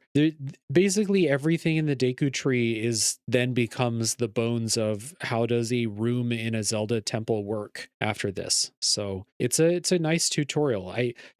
For me, it's a little sitting through the explanations of like, oh, there's a switch. Why don't you go stand on it? Like sitting through those is kind of, I can take or leave those, but it's everyone's first time playing it, so got to have that stuff. Yeah, maybe one of Navi's like forced dialogue bits that's annoying. I think early on she points out the spiders on the web, and I'm pretty sure if you die, or like, one thing that I forgot to mention with this game that I kind of found as a potential frustration point, and it's something that I think they will probably change with the remake, is if you play the game, leave and come back, you're starting in particular zones. So early on in the game, you're just back in the forest or Temple of Time. You don't get to carry on where you left off. And a lot of this game I was kind of playing around, like doing other things. I play like 15 minutes here and there. It's a kind of a struggle to do that with this game. You can't, although you can, because certain progress will carry on, especially with the temples. But some of the temples are quite long to walk through, and so you kind of want to complete the temples in one sitting. Luckily, Hmm. it's so I played this on emulated it. There's a it's called Ship to Harkonanian, and it's like a Yeah. yeah. That's how I played it. So luckily, I was able to leave my PC on because it's quite obviously it's not very intensive. My computer's basically idling whilst running this game. So Yeah. there was a few Yeah, times that's where true. we had to go like grocery shopping, and I just left the computer on because I was halfway through the water temple or something like that. Yeah. I played this for my replay. I played it on my N64, so I didn't have that On your luxury. I mean, you CRT, can leave right? the N64 on. Yeah. Yep. It's probably a different experience. I think it probably looks better that way. Yeah, it's Um, interesting playing but it I the way I did. Yeah, you know, no shade, like I'm not trying to gatekeep the experience of playing it on a CRT. I do think it looks a little better that way, unless you use shaders or something. But I do think that this game works best with an N64 controller. Like, I think that the memes about the N64 controller are way overblown, and it's really not that complicated. You're not supposed to use all three prongs at the same time, I promise. And the game was designed for it, like the mapping things to the C buttons, the fact there's one button on the back, the Z button. The game's designed for it, and I like playing the. There are certain N64 games that I think work fine on any controller, and Ocarina of Time, I think genuinely does feel better on the N64. So that's how I chose to No, replay it. That's my I spiel. can imagine how it was. I played it on just like a very standard gamepad and Yeah. had my C buttons on the right analog stick. And Ooh, yeah, no thanks. it was probably not the way to do it. So occasionally when I was playing songs and I'd let go of the analog stick, it would register an input of the other direction because it'd like flick backwards. So I can imagine that it's an experience to play it on the N64 controller. Unfortunately, I don't have one. This is, for what I have, it's my only way to play it. I don't have a 3DS, I don't have an N64, I don't have a GameCube. So playing it this way. Yeah. But it is weird playing it. The way I played it, you're able to upscale it to 1440p. I know you can import the 3DS textures or even custom textures. I didn't change anything. I just had it. I had it at 4040p, and I also had it at a higher frame rate, which I think maybe could have caused an issue later on with Dark Link. I'm not sure though. Again, I'll get to that. I can see that. Yeah. Yeah.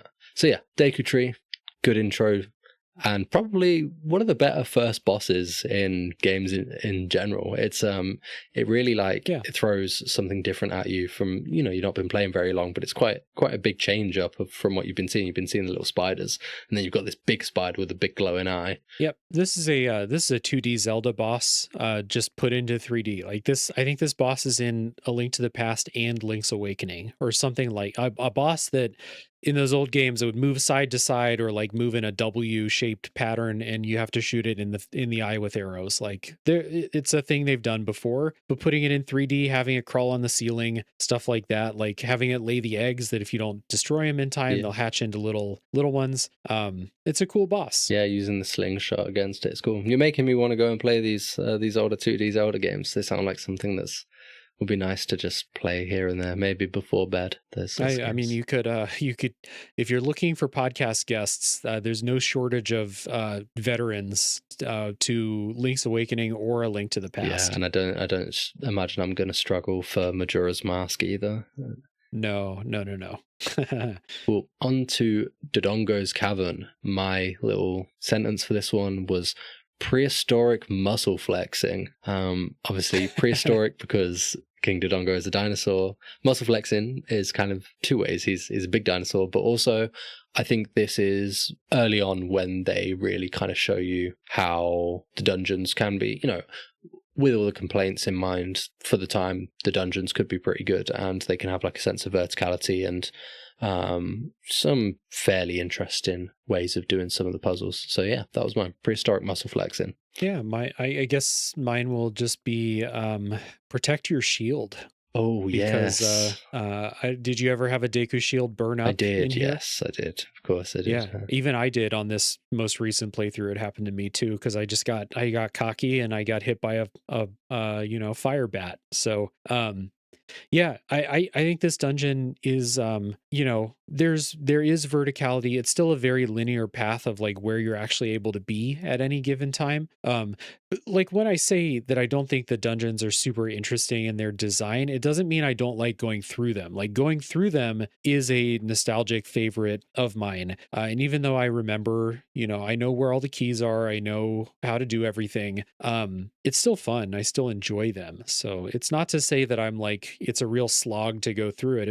I still have fun playing it. It's just as spaces, I don't think they're as interesting or complex as they look like they Hmm. are. So, yeah, I like Dodongo's Cavern. This was one of my favorite bosses when I was a kid, just because I like throwing bombs in his mouth. And again, it is a staple of Zelda games to have a boss that has some sort of vacuum attack that you throw bombs into. Like it's in all of them. So again, they're blowing it up into 3D, using bigger spaces, using bigger monsters. Like King Dodongo's huge compared to even compared to Goma and most of the other bosses in the game. And it's just it's cool. And I had little like tips for how to avoid when he's rolling around the arena and stuff. Like I still remember how to not get hit by it as it's not that hard, but I still remember the way I did it when I was a kid. So it's a nostalgic favorite. Yeah, I liked King Dodongo. I thought that was a fun fight. And as well, there's like what you said, you don't hate the dungeons or by any means. But there's also that difference in perspective of this is my first time doing them. I'm actually like really figuring them Yeah. out, and there was times that Hmm. I was stumped. So there is that. I can imagine how they're not exactly like the most enjoyable thing to go through when you just know where you're going.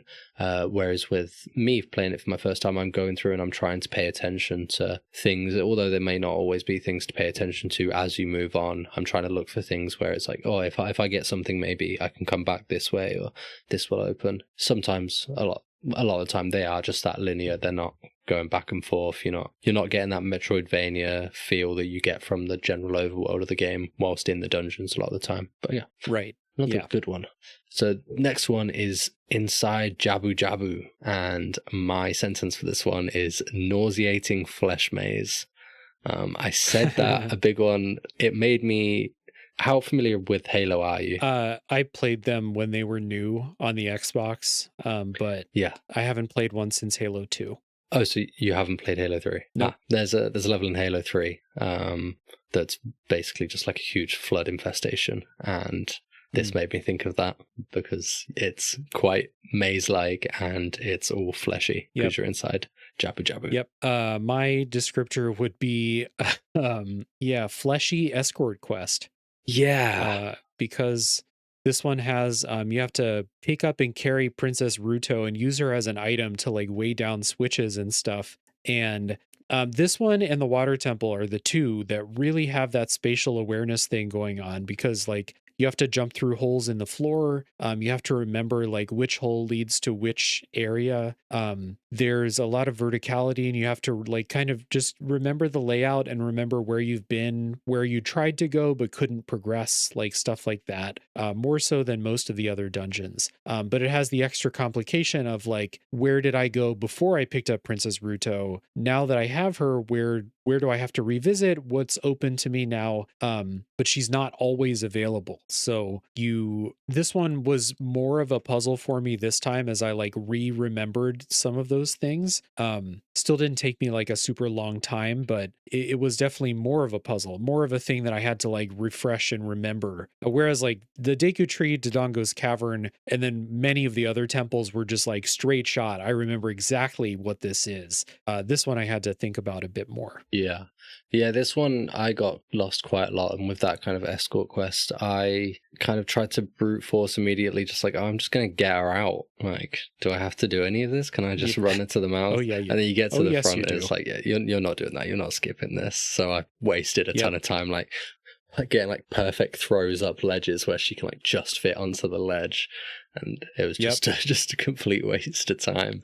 But like you say, it is one of the Yeah. ones that feels more like actual puzzle like, and I need to use the full environment to get through to certain pieces. There's bits where you have to like raise the water up and down, so you're not going to be able to reach it, or if you throw her in it, she'll like drown. Yeah. Which kind of, does that make sense? I don't. She's a Zora. Yeah, It doesn't make a whole lot of sense. it doesn't really. Yeah, it's definitely the one of the ones where it's like it really feels like a puzzle. It's not just kind of a series of rooms with a mini game to unlock the next door. Yeah. And the boss fight at the end is the bioelectric anemone Baronade, and I can say anemone because I've watched Nemo. Baronade, yeah, takes some practice. Yeah. Baronade was also a favorite of mine. Yeah, it's a cool one. As a kid. I like throwing the boomerang in this game. And I always thought it was gross that Baronade, like when you beat it, gets covered in like these like tumors and explodes. And it's like, what is going on in here? This is all inside Jabu Jabu. Again, like the Deku Tree, but even more so. Like Jabu Jabu's got electric jellyfish and stuff flying around inside of him. Like he's not in a good place. But yeah, I like the boss fight. Yeah, I thought that was a good one. The next one is the Forest Temple.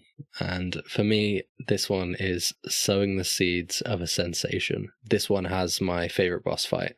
And I think it's really where you're like, oh, this game is special. It's kind of, well, it was the moment for me anyway. Yeah. I think I would say, yeah. Oh, I had a sentence in it disappeared, but yeah, twisting hallways and trance-like music for this one, because this one does have a little bit more of that spatial awareness too. More of the temple is available to you in this one at any given time than a lot of the other ones. And there's a lot of like going to areas, but there's a door you can't quite reach and you need to figure out how to come in from the other side, like that type of design. Because this one's gimmick is you go in, there's these 4 pose that spread out in different directions, and you have to kind of find them, shoot them out of the paintings, and then that'll unlock the elevator to take you down to the boss. But you can kind of do that stuff in whatever order. This is one where there's a key that everyone misses at the beginning, and I just like, it's in the first room, it's up top, you have to climb the vines and go up on top of a tree to find it. Yeah. And I just like, no, it's up there, you know? So yeah, this was always one of my favorite temples. The music is great, the bow is a great thing to find. It unlocks a lot for you, and like you said, this has one of the best boss fights in the game, hands down. It's just super cool. The thing with the paintings, the gimmick with the paintings in the boss fight is great, but also going back to, again, a Zelda staple, the playing ping pong with the electric balls of light. It's like you do that fight like 3 times in A Link to the Past. It's a staple, and it's back here again. But I think it's great. Yeah, that might be something where the 60 FPS was a hindrance as well, because I'm not very good at that section. But I found... Yeah, I'll tell you, on the N64, this game frequently is like 15 to 20 FPS. Yeah, so... well, when you launch up the way I play it, the default is 20 FPS. And... yeah. You know, obviously, I suppose when you're playing on the console that was built for it, and then obviously like CRT and that, but when I'm playing on a like 244 hertz monitor, 20 FPS, it doesn't feel good. So, but yeah, maybe this made it harder, because I just found that the tactic was, as soon as it kind of gets, so I'd place my camera, so as soon as the ball of lightning gets anywhere near the top of like Link's head, just spam attack and you'll get it. That's kind of what I realized in the end. Yeah. Yeah. As far like, I don't think playing on the system helps with like any kind of consistent frame rate. Like the frame rate drops a lot on the N64 from like the baseline. And this is one of the ways that it does, like, because this ball of electricity or whatever that he's throwing at you, there's a lot of like effects on it. And especially when it hits you or hits him, and it's even worse in the final boss, it like noticeably tanks the frame rate when it hits. So yeah. I like this dungeon. The twisting corridor is very cool.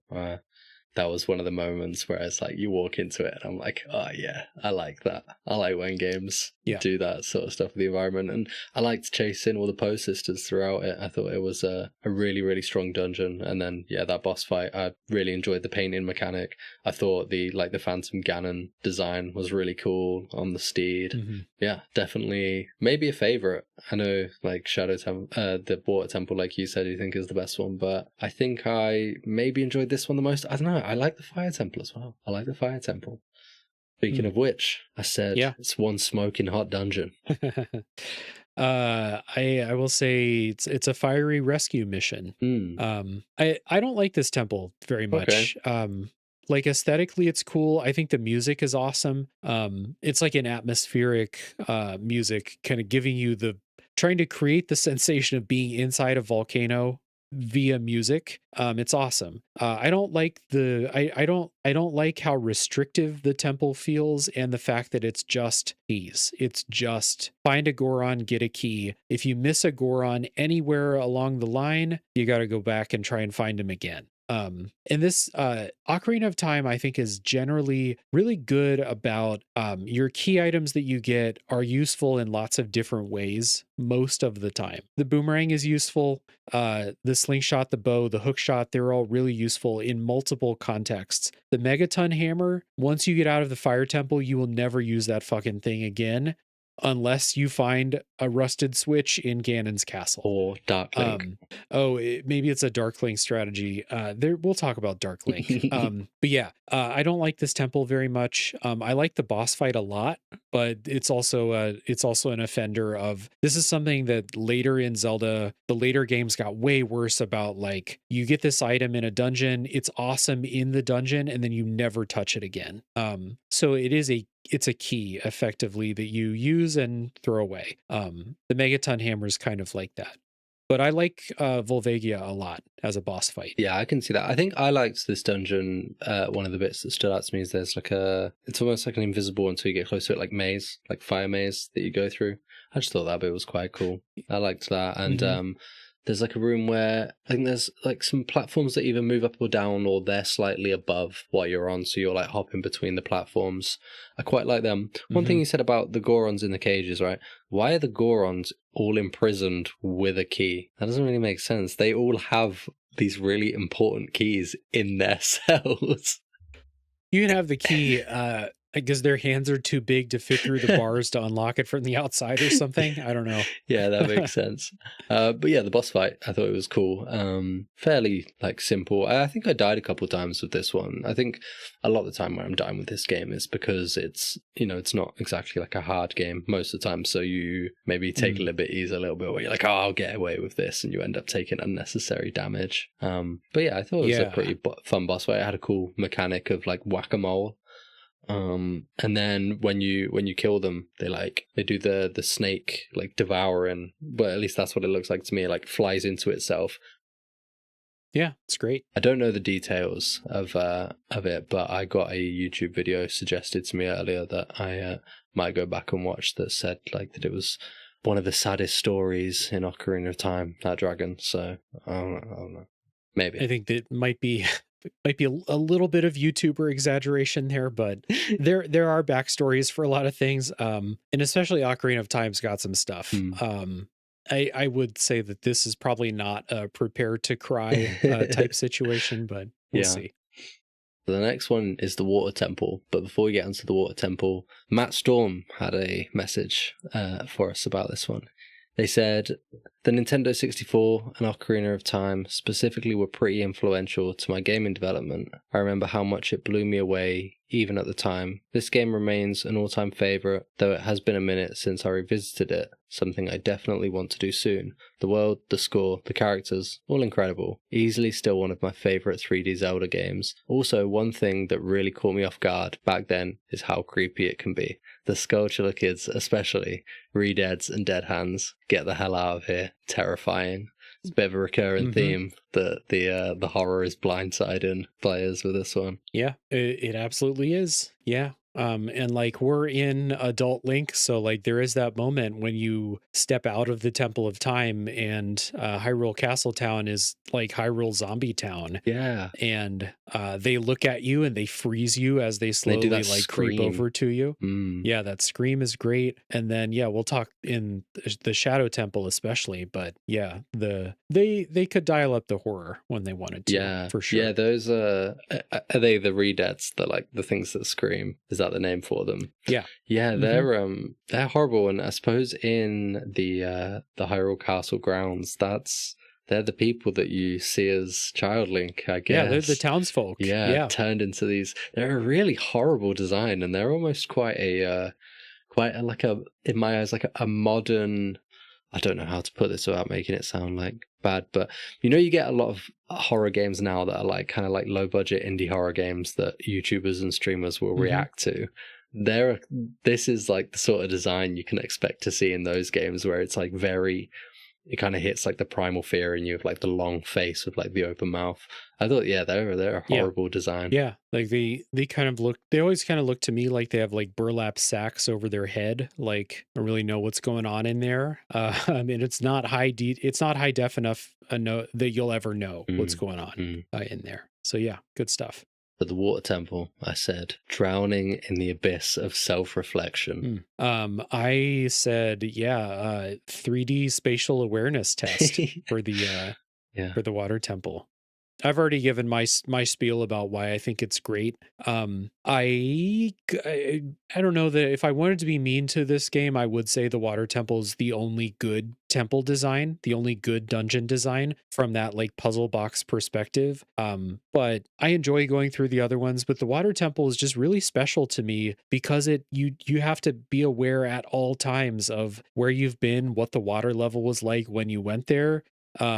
Now I want to go back. What's the most efficient way to raise the water level and get back to this type of thing? There used to be a couple keys that I would always forget when I was a kid, just because like you'd pass by it the first time, but the water would be too high, so you couldn't bomb a wall or something like that, and then I'd forget about it. And this time I just gotta like give myself a little pat on the back. I fucking aced the water temple. This like not speedrunner style. Speedrunners aren't they don't play the same game that I play, so to speak. But it was like no wasted movement, maximum efficiency, like no backtracking for for no reason. Like I just remembered it and I aced it. It felt good because the reputation that the water temple had. I think part of it is that people played the game when they were 10 and then they're like, this is hard because it's a 3D spatial awareness test that the game doesn't often make you do.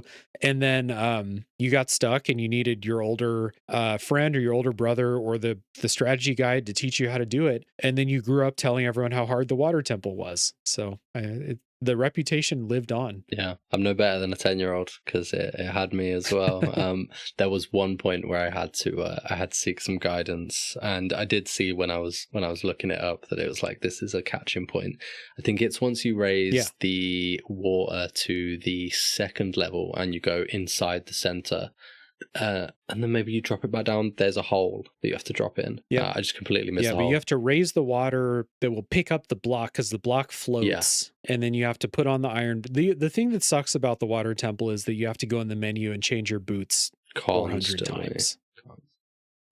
And it's not just that temple where you end up doing that as well. It's some of the later ones as well.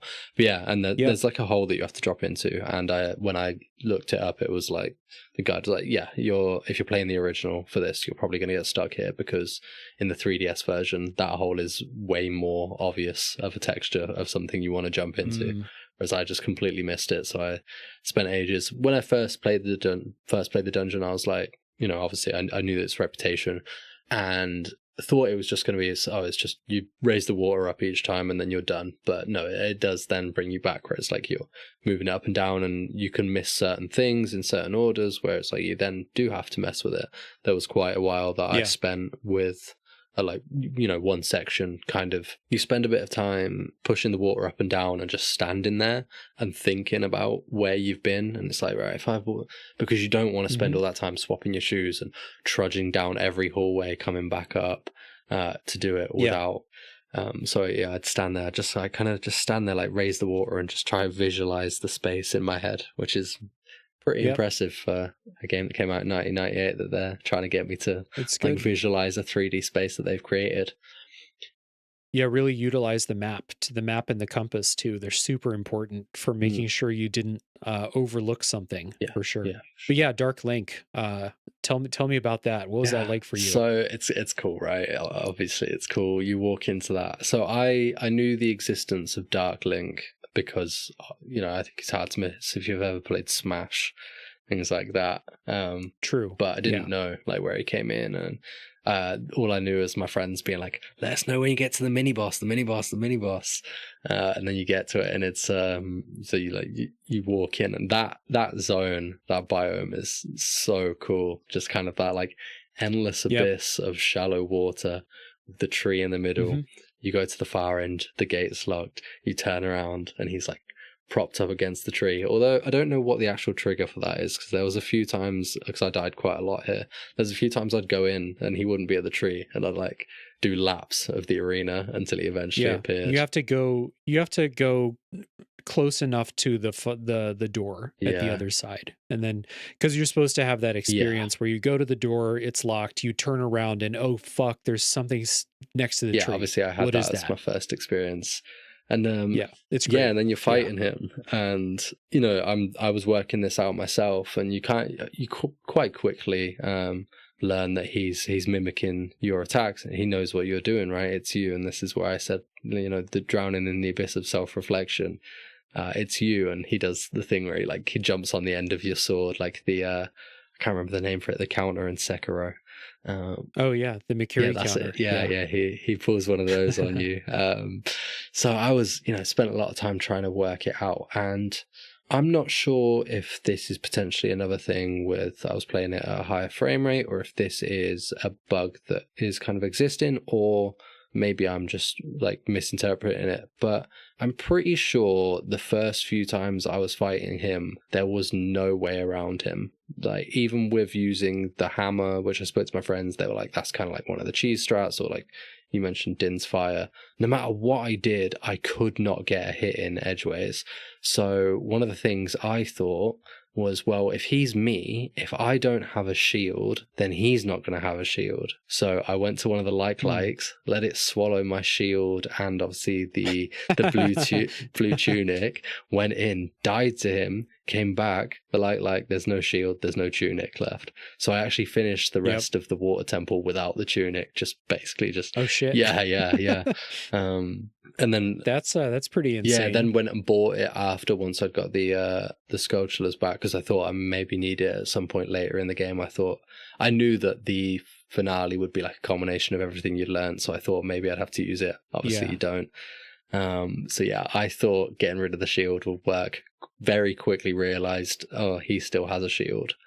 But the way I beat him was with the hammer. You can just obviously you just don't do your Z targeting, and you just spam the hammer. But for some reason he wasn't taking damage with the hammer at first, and then I went away, came back, had rebooted the game, and then first try he just ate every hit of the hammer. So I'm not sure if I had like a bug or something. Maybe. The key to the fight is you have to unlock Z targeting. That's the main thing about the fight. I think that fight sucks. I think it's a really poorly designed fight. It's cool though, because they don't signal to you. It's very cool, but it's a bad fight. They don't signal to you at all that you should not be Z targeting when you literally use Z target everything in the game. If you talk to Navi, like, one of the things about Navi too is she'll give you combat tips for every enemy if you're Z targeting, but ask her. And in the Dark Link fight, Navi will say something like face yourself. It's like all she says, which is kind of counterintuitive, because you don't want to face yourself, you don't want to target him. Right. It's not a good tip. And so unlocking Z targeting is very counterintuitive in this game, and I don't think the fight signals that very well. There are ways to get in hits with directional sword swings, which is really hard to do, even for me. And you can use Din's Fire anytime, but you'll run out of magic probably before you defeat him. So the only time I died in this most recent playthrough was against Dark Link. And I just think, once I figured out or remembered or whatever to unlock the Z targeting, he goes down pretty quick and you tank a few hits, but whatever. I just think it's bad. I think it's poorly explained or hinted at. The only time in the game that you should ever unlock Z targeting, other than maybe fighting Ganon, is this. And it just they don't signal it very well. So I think this sucks. I also think what's it called? Morpha, the boss of the water temple. I think Morpha's a terrible boss fight. It's really sucks to shoot the long shot and then have the thing move and you're just watching your long shot move in a straight line and it's nowhere near that place anymore. And you're constantly just getting knocked into the spikes or like you're backing away and hitting the spikes. Like, I know, be aware of where you're standing, but yeah, I think the Water Temple is a great temple. The presentation of the Dark Link fight is great. The Dark Link fight itself sucks and the Morpha fight sucks, I think. Yeah, the giant aquatic amoeba Morpha. Yeah, it's not great. I didn't really like anything about that boss, to be honest. I didn't like the design. No. Didn't like the gameplay. But at least you get Dark Link, which, like you say, it's not great in terms of gameplay, but it's very cool. It's definitely the coolest moment in the game. And Dark Link's design is cool. And I wonder if there is more to, you know, the story or what Dark Link represents. As the rookie in this episode and any other episodes where I try to do as little research as possible until after. And then once I've spoken to the person on the podcast, I will then go and do any further research and watch all the YouTube video essays after. So, well, I'm not sure that there's something about Dark Link in the story. There might be, but the next thing, the bottom of the well, definitely has some lore for you to go explore if you want to. Yeah, definitely will. I put the bottom of the well and the Shadow Temple into one sentence thing. Yeah. And it was, as I walk through the Valley of the Shadow of Death, I will only fear run backs because in the Shadow Temple there is a run back that if you die to Bongo Bongo, the boss, there is a fairly significant run back. You do get like a shortcut, but this one is... Yeah. Do you have to ride the ship every time? You have to go the whole way. Yeah, fuck that. That sucks. Yeah, and obviously, you know, first time playing the boss, I died to it, right? Because you're spending time working out the mechanics, and maybe on your journey through, you've not got like many hearts left. You've not, you've not got much health bar left. So he's banging the drum, shaking everything. You're trying to figure out if you get grabbed, what to do. Again, you're done. Yeah, it's tough. I would say, let's see. I don't know. A dungeon where you have to see the truth, I guess. Just off the top of my head. It's not very good. But, I spent too long preparing some of these. So that's fair. The lens of truth, I think, is another pretty uninteresting thing to build a dungeon around. It's just like I walk into a room, it feels like something's up, put on the lens of truth and see what there is. It's not really like, did you ever have like a running out of magic issue or anything like that? No, I felt like a lot of the time it was fine because I'd switch it on and off very quickly. I'd never leave it on, but because obviously I was aware that it was a resource that was finite, and by this point knew that the game isn't always just gonna like drop everything you want on you constantly. So no, I was okay in this specific time. Yeah. The bottom of the well is a real weird, it's very unconventional, as it's not even really a dungeon. Like there's a bunch of places that you can go to that you 100% don't need to go to. You can just beeline right for the lens of truth if you know where it is. All it involves is knowing where a false floor is, and you have to play Zelda's Lullaby to like drain some water, basically. And then you can basically get right to it. But there's a whole bunch of other stuff you can explore. It's just a real weird space. There's a bunch of creepy monsters. There's the hands on the ceiling. It's an interesting place in there. And then the Shadow Temple is just kind of like a carnival kind of imagery, and sometimes you'll use the lens of truth and you'll walk into a room and they'll tell you something about like the walls say this or something like that, and they'll give you some weird sentence about Hyrule's dark history or something. That's the YouTube video you should see if you're seeking out any prepare to cry history lore from Ocarina of Time. It's the stuff with the Shadow Temple and the well. I think. I presume the dead hand is gonna come into that, because that's a horrible looking boss. I'm sure. There's not a lot to it. Like it's kind of just, I've got a picture of it in front of me. Humanoid-ish with a long face, but it's the colors is like it's white and red. It almost looks like it's bandages. Like it looks like a Silent Hill enemy, like Silent Hill 2 enemy. Yeah, and it's got the hands will grab you, and then the thing will like slowly walk over and then like bend its neck down, open its jaws, and like take a big bite out of you. And that is as the hands are holding you in place. That is the strategy of how you beat it, right? At least that's how I did. You purposely get grabbed to summon it, but far enough away so it can't get to you. Right. Yeah. Okay. thought so. It's not hard. It's just like the first time you do it, you're like, what the hell is this thing? But yeah, not a bad boss. Like I said, the run back and the ship section, it's kind of cool. You fight the two. They're like the skeletons, right? With the shield. Yep. They're a fun fight. I forgot to mention it earlier. There's a few enemies that I like fighting, like like the lizards that you encounter. I think you encounter them probably quite early on. One of the maybe in Dodongo's. They're in Dodongo's cavern. They're kind of fun. They feel like again like a Souls fight where they've got a sword, you've got a sword, you're waiting for them to attack, you're like flipping out of it, and you're like jumping in after you flip, and well, they're you can do that. What you can do all that, or you can turtle under the Hylian shield as Kid Link, and their swords will just bounce off. Yeah, there is that. Yeah, there is that. When I was a kid, I loved Bongo Bongo as a boss. Just thematically interesting, not thematically, just like visually interesting. Thematically, I'm not sure that there's much happening with Bongo Bongo, but yeah, him hitting the drum, you got to shoot the hands with the bow. I always liked how, like, if you shoot the hands, it'll like shake, like the hands hurt. And then it'll start charging at you, and you have to figure out what to do with it then. Yeah, you have to use the lens. I know, I always liked it as a kid. Yeah. Use the lens and shoot it. Yeah, if in doubt, shoot it with an arrow. In the big eye that it has. It's like a Resident Evil game at this point. The enemy has a big eye to shoot. And the actual bongo like drum mechanic is quite cool because it throws off your normal play style. It throws you up in the air. You can't target anymore. So yeah, it's a nice one. The next one is Spirit Temple, and for this one I said leave your aura at the door.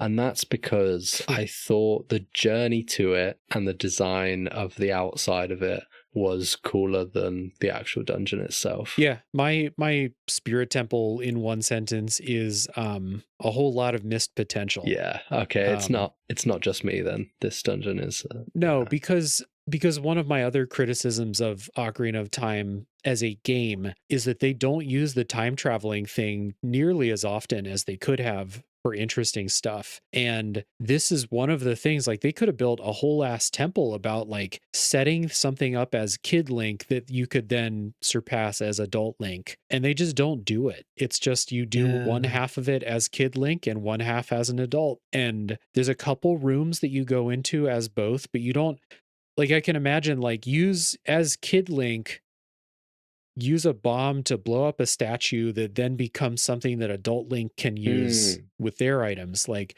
they could have done some stuff like that, and they could have done a lot more across the whole game with the time travel stuff. They really don't. And it's pretty disappointing to have that, all of that potential. And then the Spirit Temple is the thing where they're like, oh, we're going to integrate both. And it's not really, it's just half here, half there. So missed potential for me. Yeah. The music's good. Yeah, the music's good. I do wonder if they were to incorporate that, like, it could be a temple that you maybe visit early on in the game as Child Link, and then, you know, you then come back later to do another part of it as Adult Link, and you kind of seeing all these things. Obviously, the game kind of teaches you that in general, like, you see these things, you can't do them as Child Link, but that as a temple, like you say.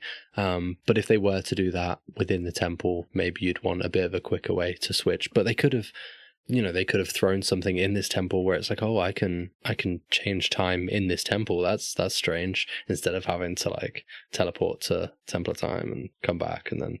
Yeah, there's definitely potential for it to be really annoying to like be like, oh, I need to be Kid Link, go back to the temple, become a kid, go back there, do the thing, but like don't do it all the way, and then go back as an adult. And you're like, oh fuck, I need to do this other, and then go back and change again. Like, it could have been annoying. I just think like, hey, Nintendo, they're game designers. They're better game designers than me. I wish they would have used this more, and I trust they probably could have figured out something to use it more.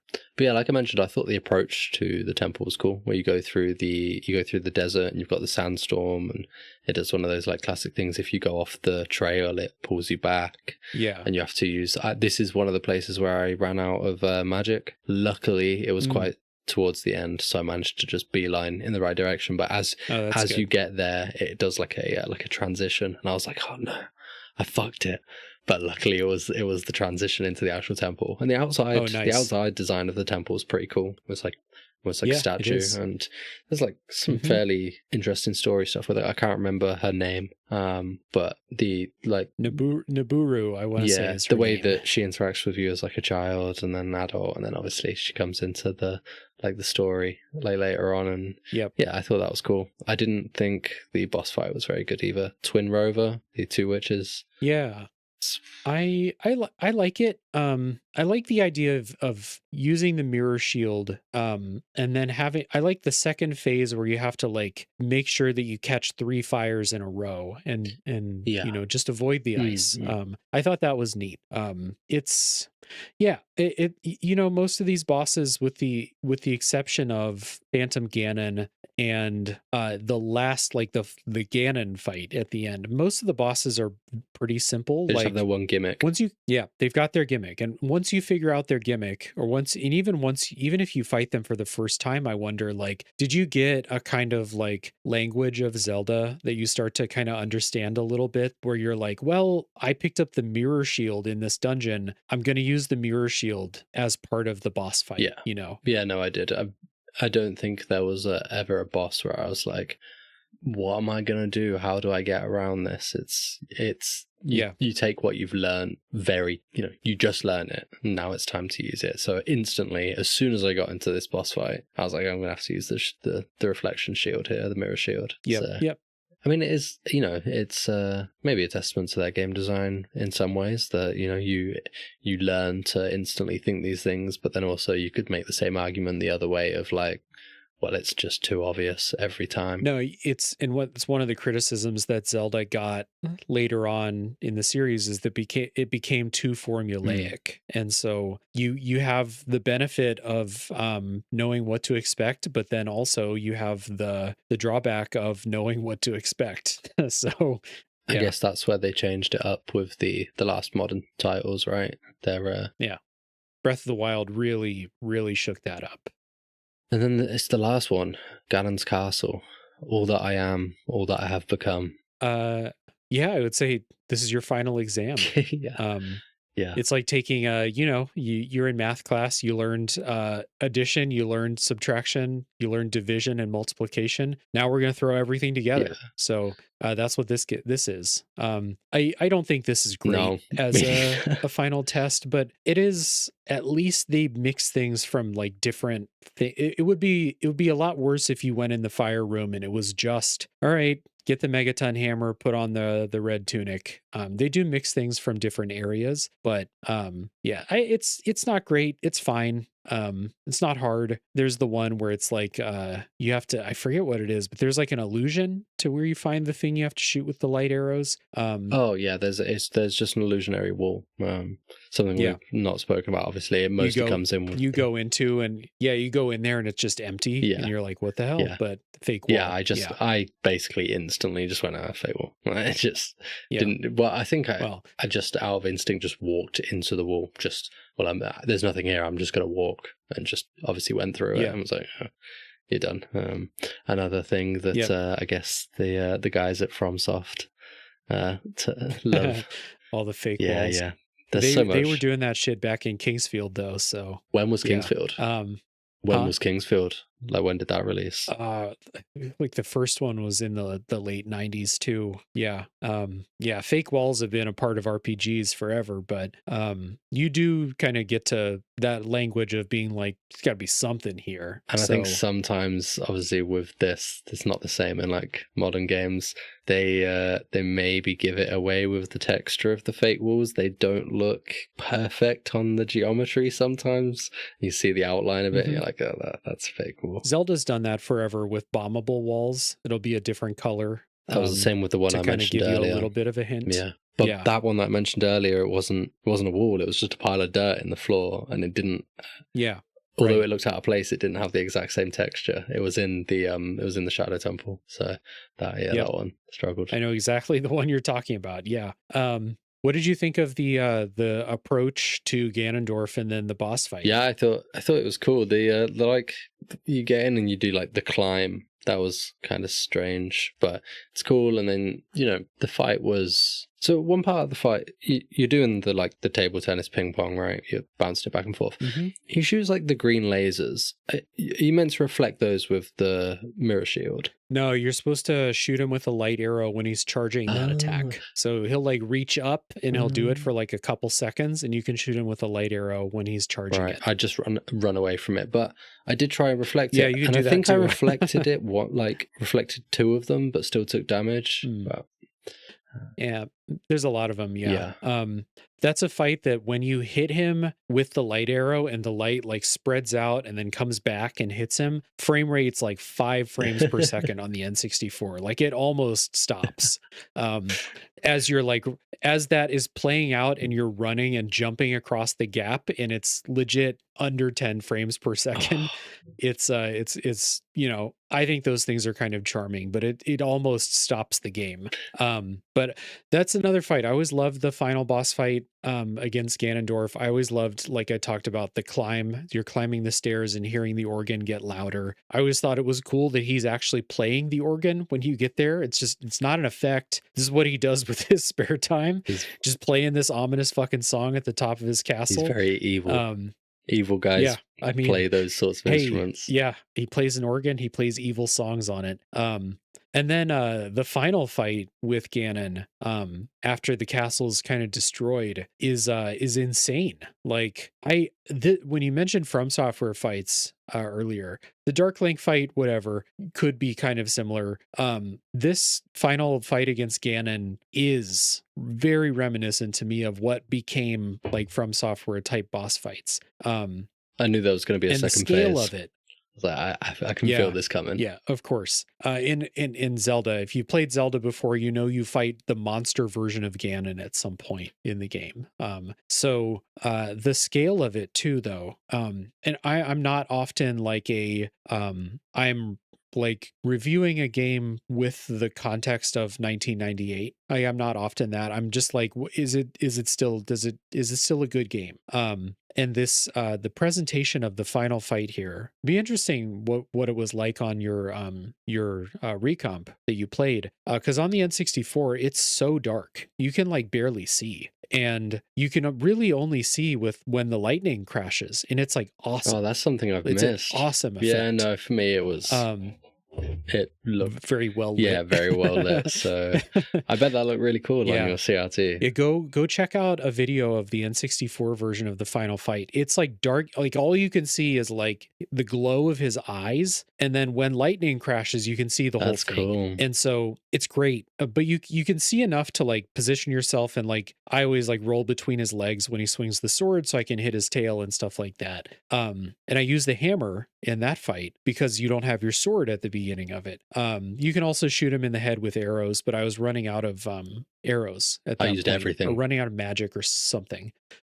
So it's a really cool fight, and just like the spectacle of it, the N64 is not known for spectacle, being able to produce spectacle and scale. But this final fight against Ganon is like legitimately really impressive. And like even to this day, really well done if you just look at it. And you don't have to take into context that it's an N64 game, and the N64 normally couldn't do that. But just looking at it, it's really cool. And yeah, go check a video of the original version and how dark it is, and how much more atmospheric I think the fight is, because you can just see the glow of his eyes, and then you're just like waiting for lightning to crash again so you can see his tail. It's great. Yeah, that's really cool. I wish I had that sort of experience with it, because the version I played, it's obviously the source code got into public hands. It didn't get made public, so it's based on the N64 version, but obviously I'm playing it on like a modern monitor and modern hardware, so it wasn't that. But I did think it was a very cool fight, and I used like my whole arsenal. I got down to using Deku nuts to like stun him and get round him at the end and get the tail. I didn't think about going under the legs. I didn't try that one. That was always the move when I was a kid. Was it's just big enough that you can roll through his legs. I like how And great that like this is a the character model is like it's not just like a wall of a character model. Like it is, there is space and you can roll through it. It's really good. yeah, I like how everyone has their own little ways to approach certain things in this game. Mhm. So one of the, like with Dark Link earlier, one of the things that I know I missed is the big sword. Oh yeah, the big Goron Yeah, sword. I didn't get that side quest done. And my friends were saying like that's how what I used to get Dark Link down, and Yeah. yeah, the same with you with this. I used everything. I was using bombs, I was using my arrows, and then ended up using the Deku nuts where you throw it at him and you get like a split second where he's dazed and you can get around and hit the tail. So yeah, I thought, I didn't even know that yeah, worked. yeah, Like I would have just assumed it didn't work. So no, that's it awesome that works. it does. It's not a very big window that it gives you, but it's enough to get around and hit the tail. So it's cool. Mhm. And then obviously at the end Yeah. you get the moment where you deliver the final blow. Yeah. The sword gets powered up by Zelda, and you give that like final blow. Although it wasn't as like smooth and cinematic for me. I wanted it to be the first hit, but I kind of stood there and threw a few swings, and it like didn't like lock into the cutscene straight away, and then it did it, so it wasn't as cinematic for me. Yeah, I don't know if it's like a damage threshold you have to reach or something like that, but or maybe the mod changes something, but yeah, it's cool. Right, stab him right through the Yeah, forehead. yeah, it was cool. And then you get the classic, like it's everything's crumbling and you're running out with you and Zelda. Although Yeah. she's kind of funny in that because she's very on rails. I think, is it like one of the only times where you have another character walking with you or moving with you? A lot of the other characters are like static or spinning on a spot, Yeah, like the people because dancing. Ruto doesn't run with you. No, You have to carry yeah. her. So yeah, it's one of the only times you have to like walk with another But she's character. like super on rails. Takes like very harsh angles, and then she'll wait for you. You hit her, she'll bump, but if you go in front of her, it won't trigger. So, but it is what it is with the tech they had. Yeah. It was a cool section running out, and then you're at the end, and you get the ending is really nice with the like the credits Mhm. with everyone all together. Yeah, the big party all across everyone out in Hyrule Field. Even like the huge Gorons are out there partying. It's great. Yeah, yeah. There's a couple characters like sat on their own, right? They're like the bully kid from the start. I can't remember his name. Yeah, Mido is his name, and he's sad because Saria's gone. Yeah, yeah. There's a couple of yeah, but that's cool. It's a nice scene with them all dancing, and it's a nice reflection on the journey that you've come through. Yeah. I don't think there's much to really say on the narrative of this game, really, is there? It's quite a basic story for the most part. Obviously, we've alluded to there being like darker things, but the general overarching plot is it's a classic like hero story. Yeah, Zelda stories generally are like that. And we've already talked about, the themes of growing up and seeing the world dying around you, stuff like that. So, Yeah, obviously that is the story, but there was the one moment with the sheiks. Obviously, you find out that it's actually Zelda, right? You get that twist near the end. Unfortunately, I did have that spoiled for me.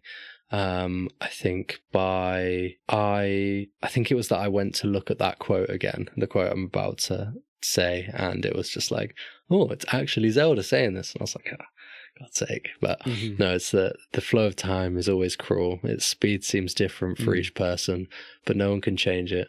The thing that doesn't change with time is a memory of younger days. And I was like, oh, like I said earlier, it's like that along with Outer Wilds, like the sort of time of my life that I'm in. It's quite a powerful quote, and I was kind of blindsided by it. I knew that Zelda is not just a kid's game, right? Although it has that presentation, and a lot of people think it is.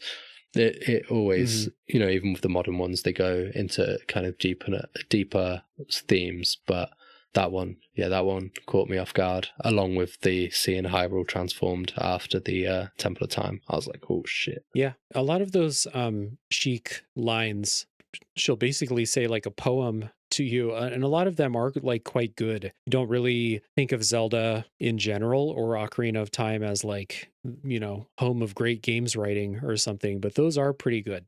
Yeah, and it's, other bits of the story that I like. I like seeing all of the different sages, and you kind of get like your kind of emotional reunions with each of the familiar characters, or kind of like species of Hmm. characters. I like that, and it's nice seeing kind of the impact that Ganon and that Ganon taking over Hyrule has on each of these different societies, and how they struggle with their own things, and also seeing things like with Lon Lon Ranch, the guy that takes it over. So when you first go there, and Hmm. I didn't go there early enough as Kid Link, and kind of had to go back. It was another thing that I missed, Oh where yeah. it's like if you don't go there early on, then you go there as an adult. Because I kind of starting the game, I was so focused on just like, oh, I'm progressing, and then realized like, oh, I've not actually been over there, and that's my fault, because you do get told a few times like, oh, I have friends over there, like you should go check it out.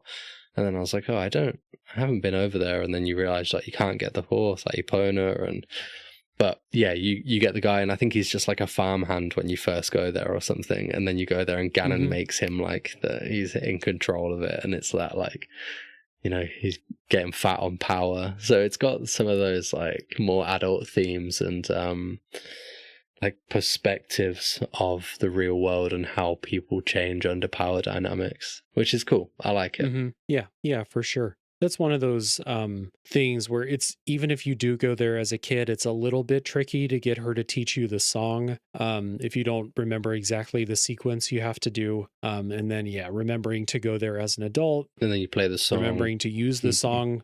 Yeah. at least you get to have a fun Um, horse race. yeah, which I lost a couple. I ran out of money because I lost the horse race, Really? and had to go back and that's why I needed the adult's wallet, is so that I could do the horse race more than In your once, recent playthrough? in a row. Yeah, Really? yeah. Yep.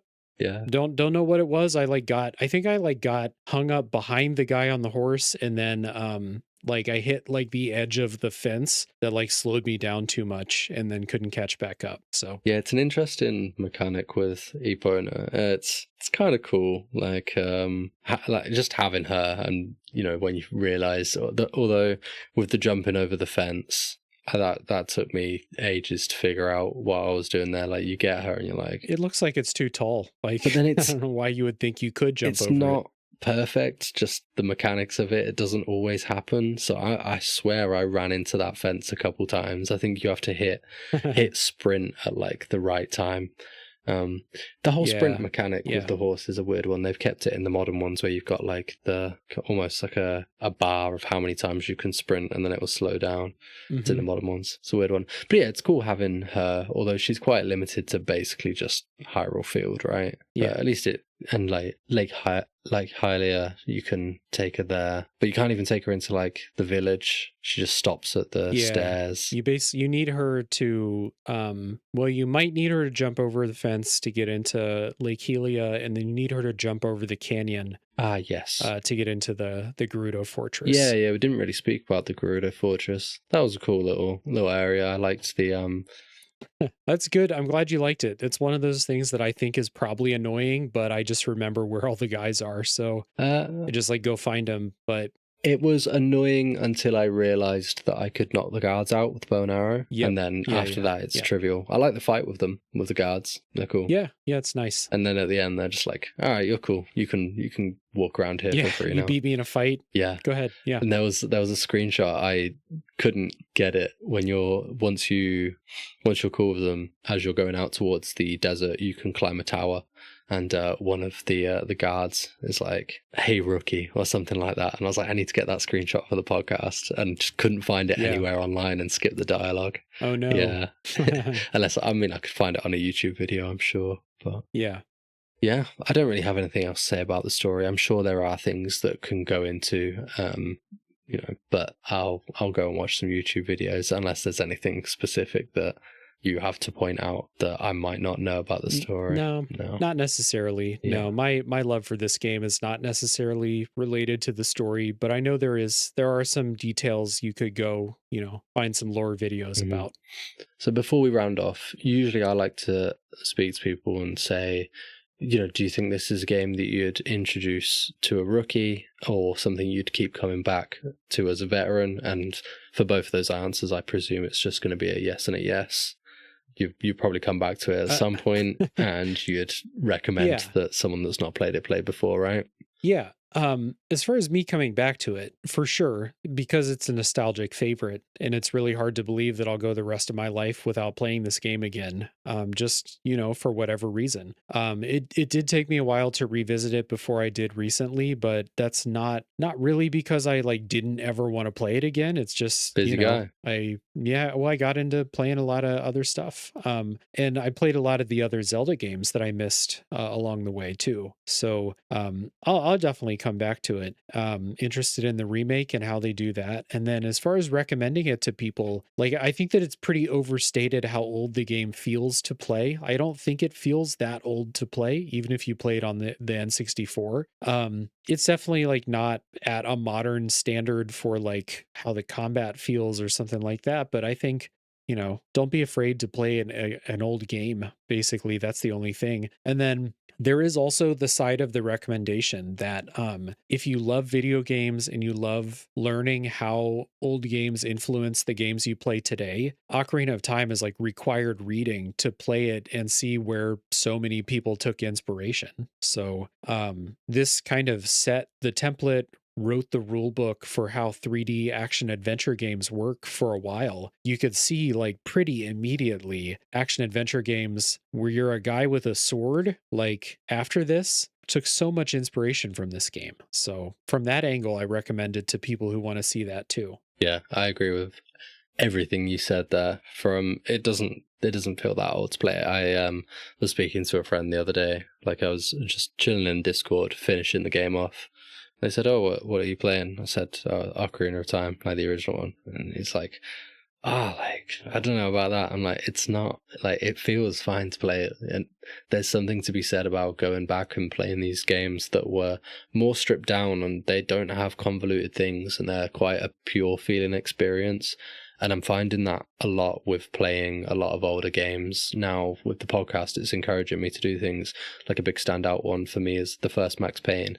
I'd played Max Payne 3, and then going and back and playing Max Payne 1, I'm like, this feels amazing. The Yeah, way, that game so rules. good. I Yeah. compared it to, like, it feels like a current day indie game, if that makes sense. Like, I could imagine, imagine a studio now making like an indie game, like shooter that feels like Max Payne, even though it was made They that did. long ago. Yeah, they did. That game is called El Paso Elsewhere, and it's a cool I ass haven't game. played that. Yeah, it's by Strange Scaffold. It has the Max Payne bullet time dive. It's like the main thing you do in that I'll have to game. check it out. Yeah. And then before we finish off, we have spoken about it here and there, but we've not been too blunt about it. Obviously, the remake. What are your kind of main wishes for the remake, and what do you expect they'll do? Like things that they might change for quality of life, things you're concerned that they potentially might change for the worse. We don't have to spend long on it because you could talk for ages, but I'm interested to hear your perspectives compared to mine as a newer player. My main concern for the remake is what's it going to look like? Because I don't think that they should go for a realistic style. And the trailer that they put out, the only trailer at the time of us recording this, the only trailer that they've put out, I thought looked bad, like like artistically bad. It just looks like, If the whole game looked, sorry, it kind of looked like if you were to put it into AI and say make the opening of Ocarina of Time look new. You'd see the videos where it'd be like, I remade Ocarina of Time in Unity or something like that. Yeah, in Unreal Engine. It looks like that. Yeah, it looked bad. And so I'm kind of curious what it's going to look like. I'm not really worried about like how are they remaking or reimagining the rest of it. I think that's going to be fine. Because again, it's the same people. Like their relationship with their creation has probably evolved through the years. It's not all the same people, but it's like, Miyamoto still works at Nintendo. Aonuma, who has directed the last two Zelda games worked on Ocarina of Time. Like they're there, especially like the leadership. So I'm not super worried about what they're going to do with the game part of it. And I think that they're going to smooth out some stuff that could stand to be smoothed out, like how the menus work. They have more buttons now, so they'll probably make use of buttons and better menus. And I think it's going to be like there's a certain part of this that's like it doesn't enhance the game to make you go in the menu to switch your boots. So like let's make that shit a little bit easier. So I think there's going to be some stuff like that. Yeah, like I said before, I'm not really concerned about the remake. I would be concerned about remakes of other games that I love, but not really with this one. I'm pretty optimistic. Yeah, I feel the same. I think they're probably going to take a big stand on quality of life, right? Like you say, the menu navigation. And I do think maybe they'll work on some of the signposting a little bit better, maybe lead you towards things like Din's Fire. And I think they'll also probably add things to do in some of the bigger areas. I don't imagine that Hyrule Fields is going to feel as empty. I can see them putting some extra side content in there, whether it just be things to find, little mini games to do. I don't think they're probably just going to leave it as is. I don't imagine they'll change things, right? I think people are maybe concerned that they're going to try and make it to Breath of the Wild, Tears of the Kingdom-y, open world, maybe add more paths into certain areas. I don't think they'll do things like that. I think they'll just build stuff on top of what's already there. Yeah, I agree with the graphics thing. It looked a bit strange, but I imagine it's going to be received pretty well. Unfortunately, like I said, I don't have a Switch 2, and it's still not to a point where it's enough to make me want to buy one right now. I'm interested in that. Obviously, Duskbloods and the Star Fox remake looks cool. I've never played Star Fox. Outside of that, I can't warrant dropping the maybe like £400 to £500 on a Switch 2 right now. Yeah, that makes sense.